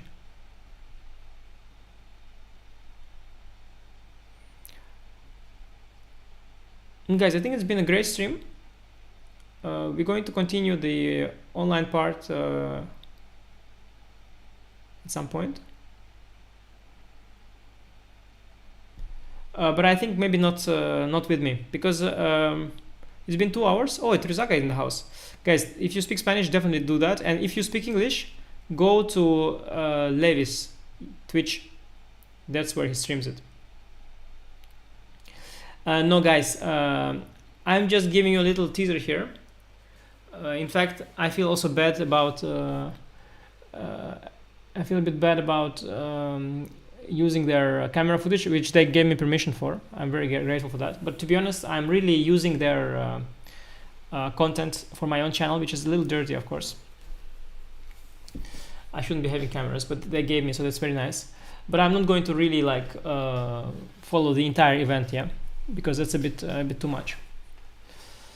Layout is wasted, indeed. It was well used. I've got a bunch of viewers today.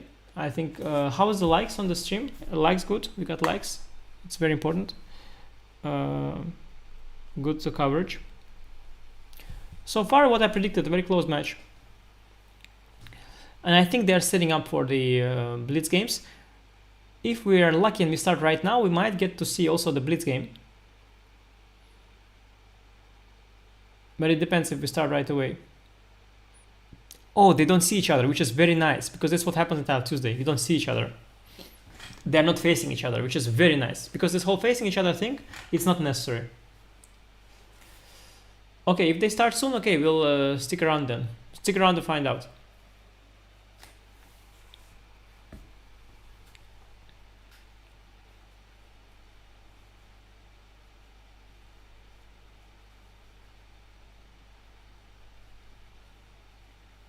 Let alone chess, what books do you find interesting? Oh, I had different periods. I've read a lot of... I read a lot as a kid, actually. But like some children's stuff, yeah? Like Three Musketeers. It was like sort of Russian-ish. I mean, the book is not Russian, but like... It's still the kind of stuff that they would give to... In Russia still to kids. Like the... And then I, at school in Russia, I did start some Russian books, but it was a bit early. But I started there, and then I missed a bunch, which I then later caught up. So I read up on the Russian classics, and that has largely influenced my taste. So I found it hard to really appreciate Dutch books, but I did read what I needed to read for school. So half of it, I think I didn't fully read. I sort of read most of it, then I found it hard, honestly. But I read the this biggest book that I read from start to finish. The Discovery of Heaven's. I don't know how it's called in English. And it's a weird, like, for someone who started school in Russia, that's a really weird book. Like, it is so weird. And then I read some more weird Dutch stuff. Luckily, I didn't finish that to the end. Dutch stuff is really wild. Honestly, Dutch books is wild. Like most of the Dutch books that I've read, I haven't read many. I've read like, I don't know, like 5 Dutch books or something in my life. And I pretended that I read 10 or 15, but I really only read like 5. Good ones, of course. I wouldn't waste time on some bad ones. Wild stuff, guys. Absolutely impossible to digest. For me, very wild. I mean, I find it entertaining in a way, but like I'm not used to it. I read a lot of Russian classics, and then I also had periods that I would read a bunch of random stuff, and I had a period I would read some non-fiction, but somehow I never finished those books, because very often you have this epic book like this Thinking Fast and Slow. Honestly, they say it's an amazing book. Okay, I have it. You have this intro there, which is he's saying like, okay, you have all this stuff. What's what the book's going to be about? And you're like, oh, amazing. And then it just starts to, it feels like it starts to repeat itself. Maybe it doesn't, but then I find it like a little bit like I already sort of got the point. So I don't know. I find it a lot about non-fiction books. Like after a few pages, like at first you're like, oh, it's an epic idea. And then you read it. And then after a while, like, I don't know, maybe it's just me. But I just find it after a while that I don't want to read it anymore.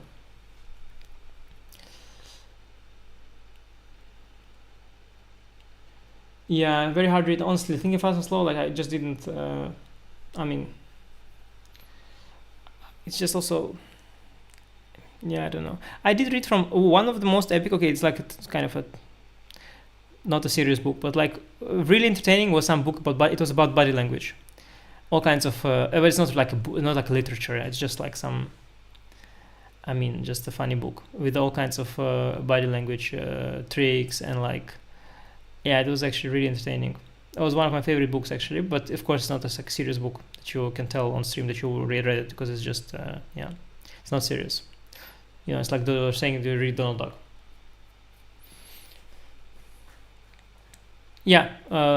Wait, what? Move repetition. Rook a6, Rook a1. Okay, and that leaves Hikaru with 0 winning chances as well. Yeah, Norway Chess is essentially sealed.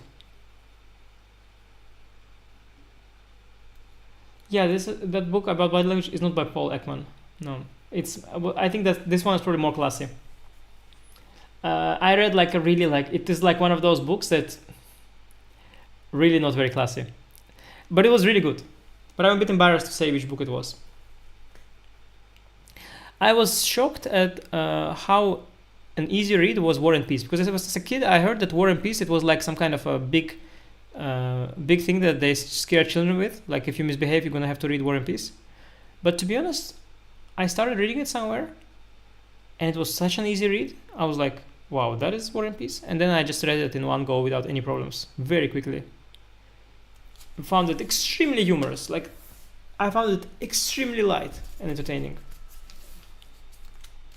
Very weird. I didn't understand the whole drama about War and Peace. Okay, it's long, but it was a very easy read.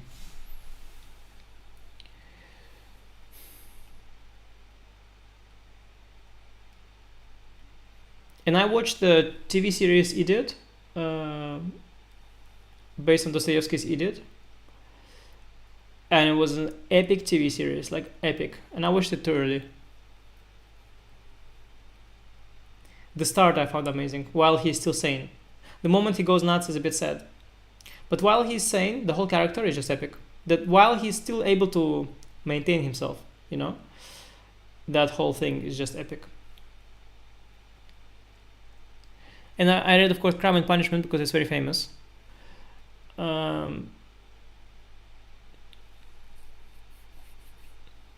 Yeah, it was. I found remarkable the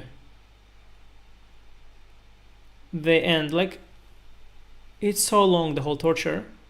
It tortures you, the whole book, and then the last 2 pages is like some sort of a rebirth story, but it's so brief, and yet so powerful. But honestly, it was giant torture to read it, of course. That was really a torture. Now that I understand that that's a torture. Because you just see that the guy's going nuts for like... And you know already that he's going nuts. And it's just happening and happening and happening and happening and happening. And yeah, I mean... But I understand the idea. It's basically he's like, yeah, you know, if you do something bad, it's gonna be tortured. This will be your biggest punishment. I get it, you know. Are they playing? Oh, wait. But then where's the position? Yeah, should be. No, maybe he's trying to log in. Oh, they look like they're playing. Guys, wait, but why don't they put the position on the board?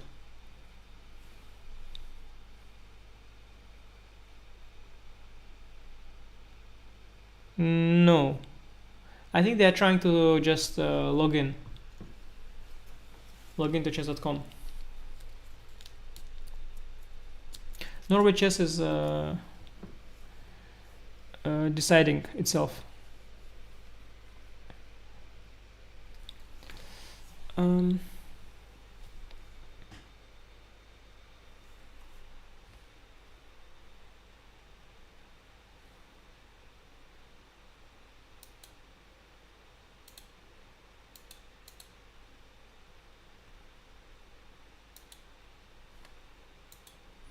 Wait a second, guys.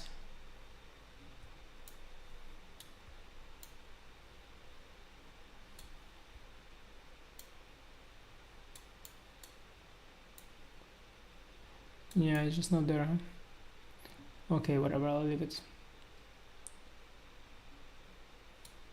Did they start? Oh yeah, they started. Okay, let's see.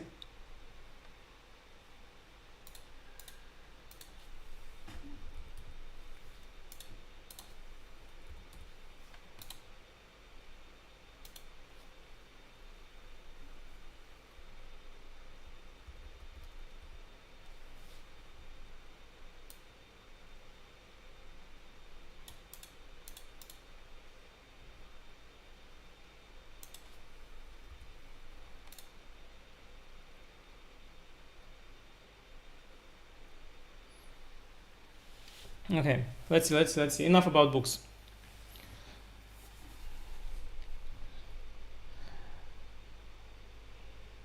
Black looks just winning. Jospem just looks winning. Straight out. right? Or not? Or am I missing something, chat? Let me see the game from start and tell you what happened. So it was the usual opening like the beginning. The Kramnik didn't go at b3 anymore, played a3 queen c2, probably some prep. To which, of course, Jospem reacted. So Kramnik, he prepared, but but Jospem was super deep, or no, or maybe Kramnik was not deep enough. In any case, Kramnik prepared, I think, but not like he didn't see the point of the prep. So he prepared, but not deep enough, and then there was like a combination to clinch his advantage, but he couldn't find it. And the combination he did is not the one. So he did the wrong combination, and now he's just lost completely lost. Accuracy 94.7 currently of Jospem. As soon as chess.com is opened, of course it's all over. No, but just the first game. But yeah, it went wrong for Kramnik. Now I saw with computer bishop b3 here is finishing completely. Bishop b3 just ends the game, because there is afterwards bishop d1, rook d1, rook d4. Yeah, Jose he should find bishop b3. It's just a forced move. He should find such. It wins for multiple reasons also. Also take on d1 and bishop c5 first.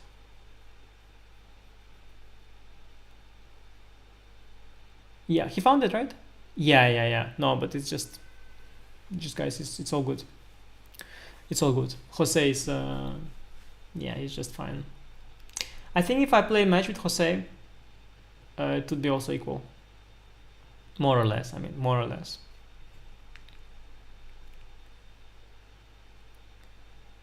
He should play World Blitz, of course. If there are some kind of a rich guy who likes Jose, you should sponsor him for World Blitz.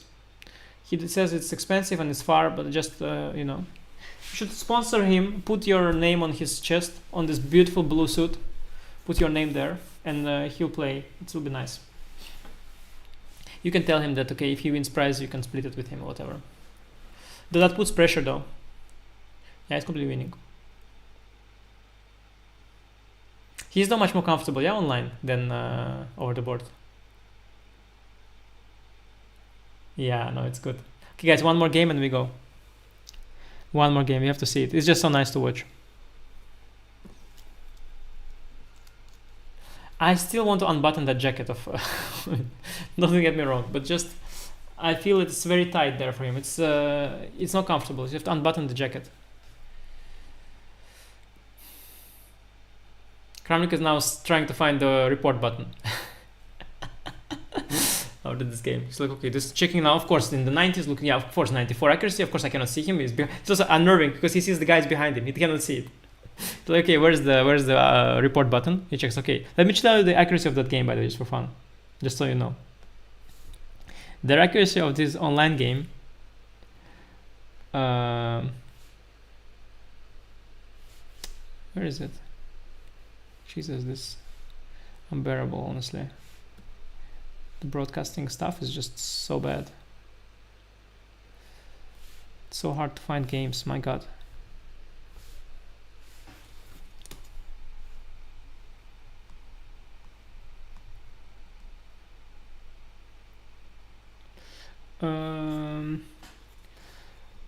So hard. The games didn't load.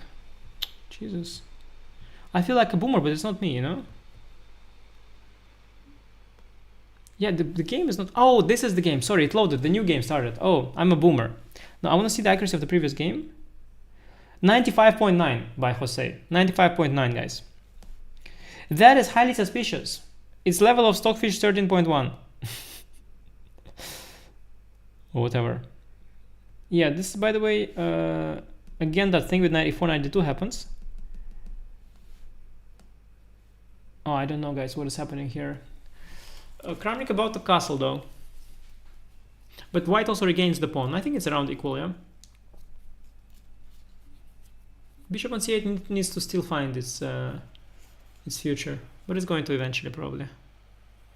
Knight takes interesting. Queen d4, yeah. Kramnik has that thing for neglecting the The bar is swinging like mad, but I don't think White's advantage is yet so clear at all. I don't think there's any advantage just yet. Queen d6 maybe is a way to try and yeah, rook d8 of course more natural. But I don't know if you want to, I would go via f4. Via f4 is better I think to go, but I'm not sure. Bishop d6 maybe. Yeah, now b6 there is knight c6. b5 is always a little bit vulnerable. Maybe b5 though. Maybe b5. Maybe b5. Why not b5? Queen d6. It's a bit stinky a bit. Queen d6 is a very stinky move. He tries to put the queen on normal square, but after b6 there is queen f3, then bishop f4. f7 is vulnerable whenever bishop comes to b7. Queen d6, yeah, it's he's trying to normalize the position, but it's, you know, there is this rule that in a imbalanced, like chaotic position, you should play in a chaotic way. You should not try to bring it back to the usual pattern. It's just a rule. It's not always applicable, of course, but this is good in case of that. Yeah, a4 is logical, of course. Okay, bishop d7. Yeah, he wants to limit the damage. Yeah, it's okay for black. It's okay. No biggie. It's okay. And a5 is a very good inclusion. Kramnik knows it from my course. When the knight is going to be on this, bishop c6 go, knight c6 bc, you put the knight on d5, and you can never be hit by c4 because knight goes to b4. Bishop e8, okay, also possible. Bishop c6 is of course the...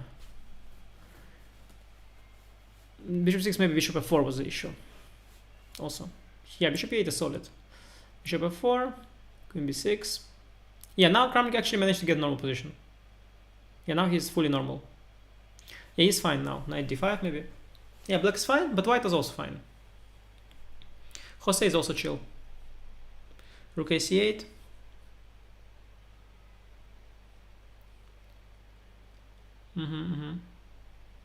Guys, this is an interesting game, close one. What do we think?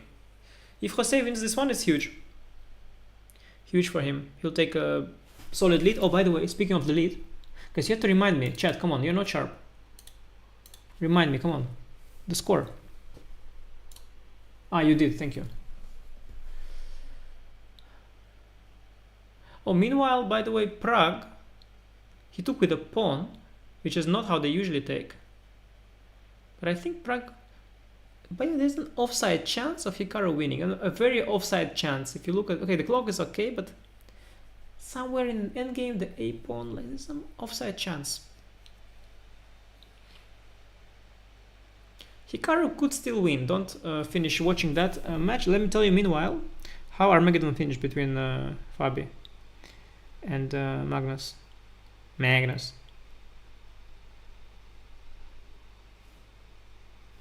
Yeah, I don't know. According to the app, it didn't start yet, but I don't know. Magnus. Yeah, there's 20 minutes usually. Okay, the game between Jose is very even right now, but it's even in a sense that it's imbalanced even. So it's going to explode at some point. But it just takes time. It's a slow burning position. There is massive imbalance here, but it's for now balanced. Bishop c6, knight c6, bc is a thing, by the way, in these positions. You can do that. Yeah, Kramnik knows. He probably has my course. After bc, you put a knight on d5. Very nice, because knight on d5 can never be kicked by c4 because it goes to b4. That's why you include a5, a4 first. I was about to say you could take with the queen first as well. h4 pawn in the endgame is a little shaky there. I don't like white anymore at all. I don't like white anymore, but white should not be worse yet. Although, I don't like white anymore. Of course, yeah, Kramnik, you know, he knows my course and stuff like that, so. I'm not even sure Jose realizes that he's worse. Oof, queen h3 is so ambitious. Bishop d6 maybe even. Kramnik will play bishop. Ah, there is some e6 tactic. There's tactic on e6, watch out. He's pointing at the commentator, they're pointing at it. I'm taking the stream from Spanish broadcast. So these are the arrows. There are arrows. They've given them permission to do that, which is very kind. We want to see the live action. Guys, you can donate for their the organizers are missing some cash for the event. You can donate there, and you know, crowdfund. It's not donate, is a weird word for this. Crowdfund. They're doing crowdfund. Let me check actually the crowdfund, how well it's doing. Crowdfund, claim, Clash of Claims, Kramnik. Fundraiser by David Martinez, GoFundMe. They raised 1.6 thousand euro from 20,000. Guys, you gotta donate for this. Yeah, they, you know, they're still missing a bit of cash for the organization. Organization cost, by the way, nuts.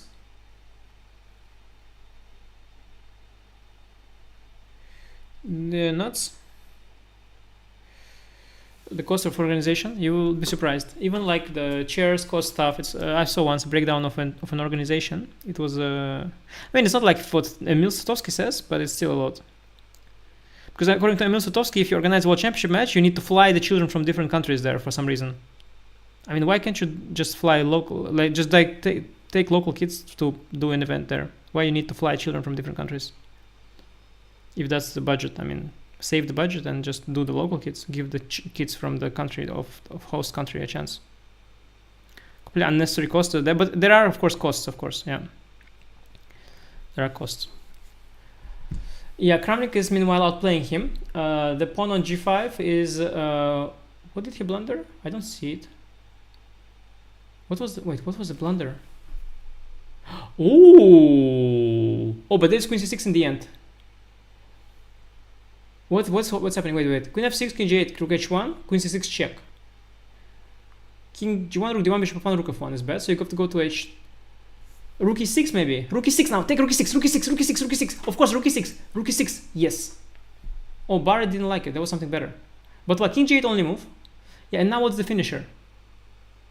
But queen c6. Yeah, but this is not so much. Yeah, he has no time. Yeah, they have seconds. Oh, they play on seconds. Oh, on seconds on screen. Oh, this is gonna be good. Rook b5 was better, my friend.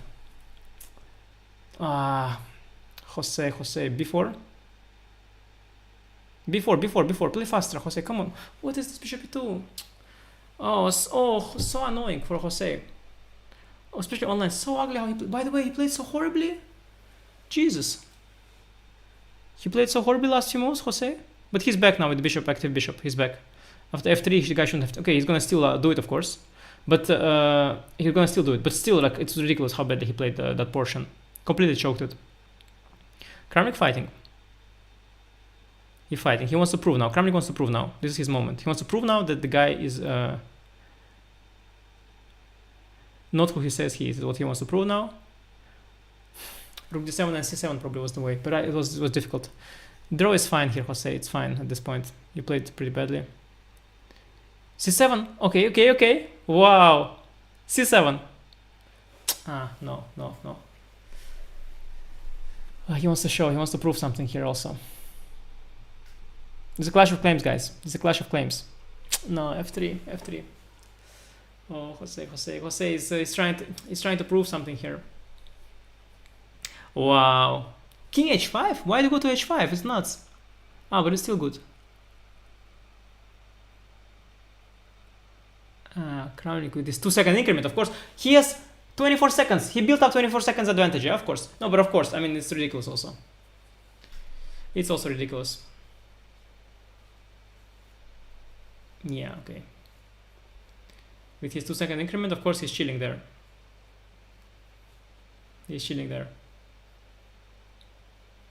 What's that fighting, by the way?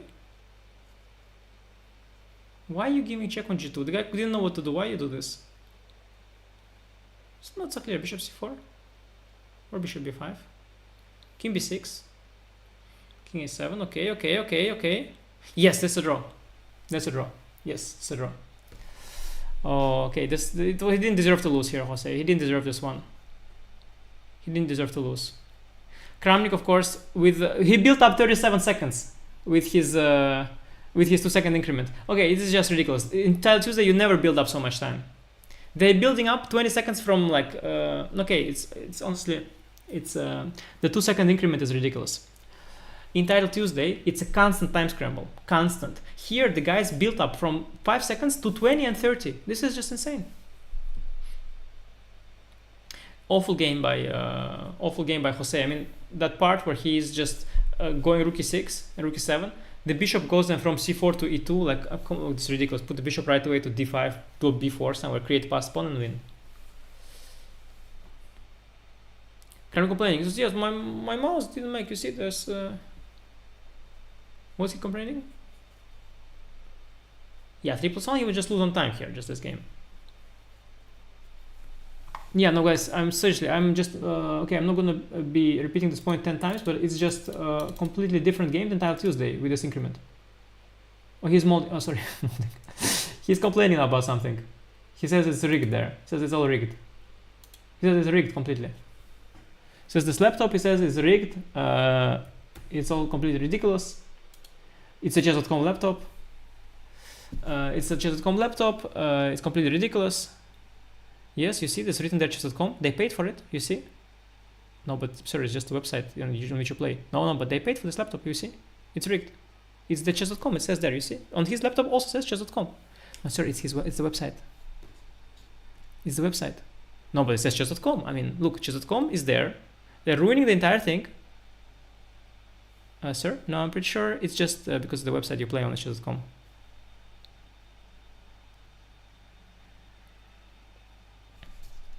Oh, by the way, you see from the, it's funny, yeah, I don't speak the language, but you see that arbiter, he's really standing the ground. You see from the body language. He's really like telling him like, no, you just, he's like, okay. Guys, I don't know what happened. Yeah, the guy's face, exactly, look on the guy's face. I don't know what they're complaining about. But it was the drawn on the position, by the way. I don't know what he complains about. But the position was drawn on the game was drawn on the position. There was no glitch or anything. I think the time control is off or what? They're getting some giant increment or not? Is it even +2? No, why is he complaining? Okay, he's of course totally pissed that he didn't win. But what is he complaining exactly about? Guys, okay, seriously, what is he complaining? He probably had a mouse slip and blaming the...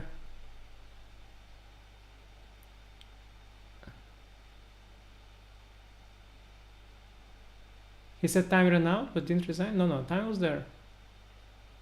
Disgusting, yeah. Wait, seriously, what happened? I'm kind of curious. Let's find out what happened and end the stream. Guys, like the stream and subscribe to the channel before we finish the whole thing. What happened?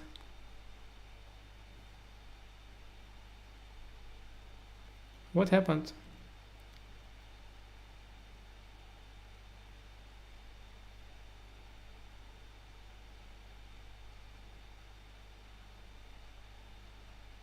Some big drama, by the way, in FIDE also today. Huge drama in FIDE, but okay, I'm not here to talk FIDE right now. But giant drama in FIDE happening. If you want to look it up, go look it up. Some huge mess. Some commission trying to intervene in some other commission and didn't manage. So absolutely epic stuff. Yeah, what's going on? Grandmaster is asking. What is VK complaining about? He's complaining about the time. The report button is not there. He complaining his computer showed Jospem got to 0.0 seconds. Yeah, but that's how you play on chess.com. There's a server, and if it didn't register, it doesn't register. That's the beauty of online chess, guys. The beauty of online chess. The only beauty of online chess is that there isn't it's just, you cannot argue. Nothing falls. Like, it's like a closed, like a thing. Of course, chess.com has their own servers, and they have glitches and issues. But it's just how it is. You cannot afterwards like change the outcome or anything. Like, it's just how it is. It was lag on his computer. Okay, but it's just hilarious. But it's actually good to see that even there, still he found some technicality on which to complain about, which is epic. It's completely epic. Yeah, no, nobody knows what happens. I mean, you would think that this is where they would just play chess, because it's all like, environment is all, you know, checked and everything. Verified environment, or whatever they say, supervised environment. But still they have managed to find some drama there. It's ridiculous. It's ridiculous. Okay, guys, I think I have to go. It's been really great fun. Thank you once again. You have to really, it's been amazing. But you gotta go. I think Levi might know more actually. It's actually a good time to switch to Levi stream because Levi probably knows what happened. Just go Levi stream, check out what happened. Or with the Spanish guys here. Hikaru, by the way, not better. But game's still ongoing.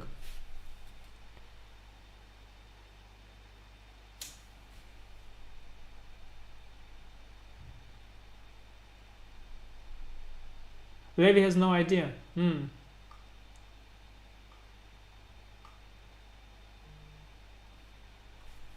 Let's see, maybe my... let me ask my buddy here. He says what's happening. I don't know. I'll ask him if he knows. Benny, sorry. One esteemed grandmaster says I think lag or something, question mark. Okay, he's just guessing. We don't know what's happening. Levi stream is on Twitch. He says I heard him say something like I had 7 seconds and then 3. And what? Like, and what? And what? Kramnik, yeah. The other Steam Grandmaster says, haha, okay, he's just slow. Yeah, it's just funny. Of course, it's slow. He said it also at home when he was playing on his stream. Says like, yeah, it said there this and then the time go. He says my time passes faster. There is some bug or like, come on. There is though issues with chess.com servers, like for sure, like sometimes it happens because they have like servers. Sometimes it's far, and then till you get the signal, and your internet depends also. It all depends. And it happens sometimes. I see also, a few times I actually saw myself lose on time, make a move after, and still see my move. Like I saw entitled to this, I promise you. I sometimes lose on time in like bad positions. It happens, and then I make a move and I see it go from 0 to like 1, like from 0. So sometimes it works in your favor. This weird stuff. He is claiming the platform was not adding him increment, but how do you mean? His increment was there.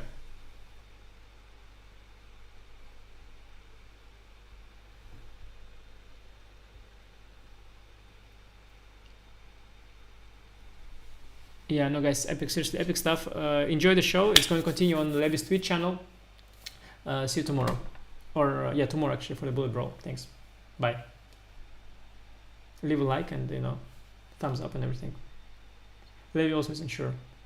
No, Levi is on Twitch. Yeah, it's very funny, by the way, very funny. And good stuff, good content today. Enjoyed it. The score 3.5, 4.5. I think 5-4, but okay. Epic stream, yeah, absolutely.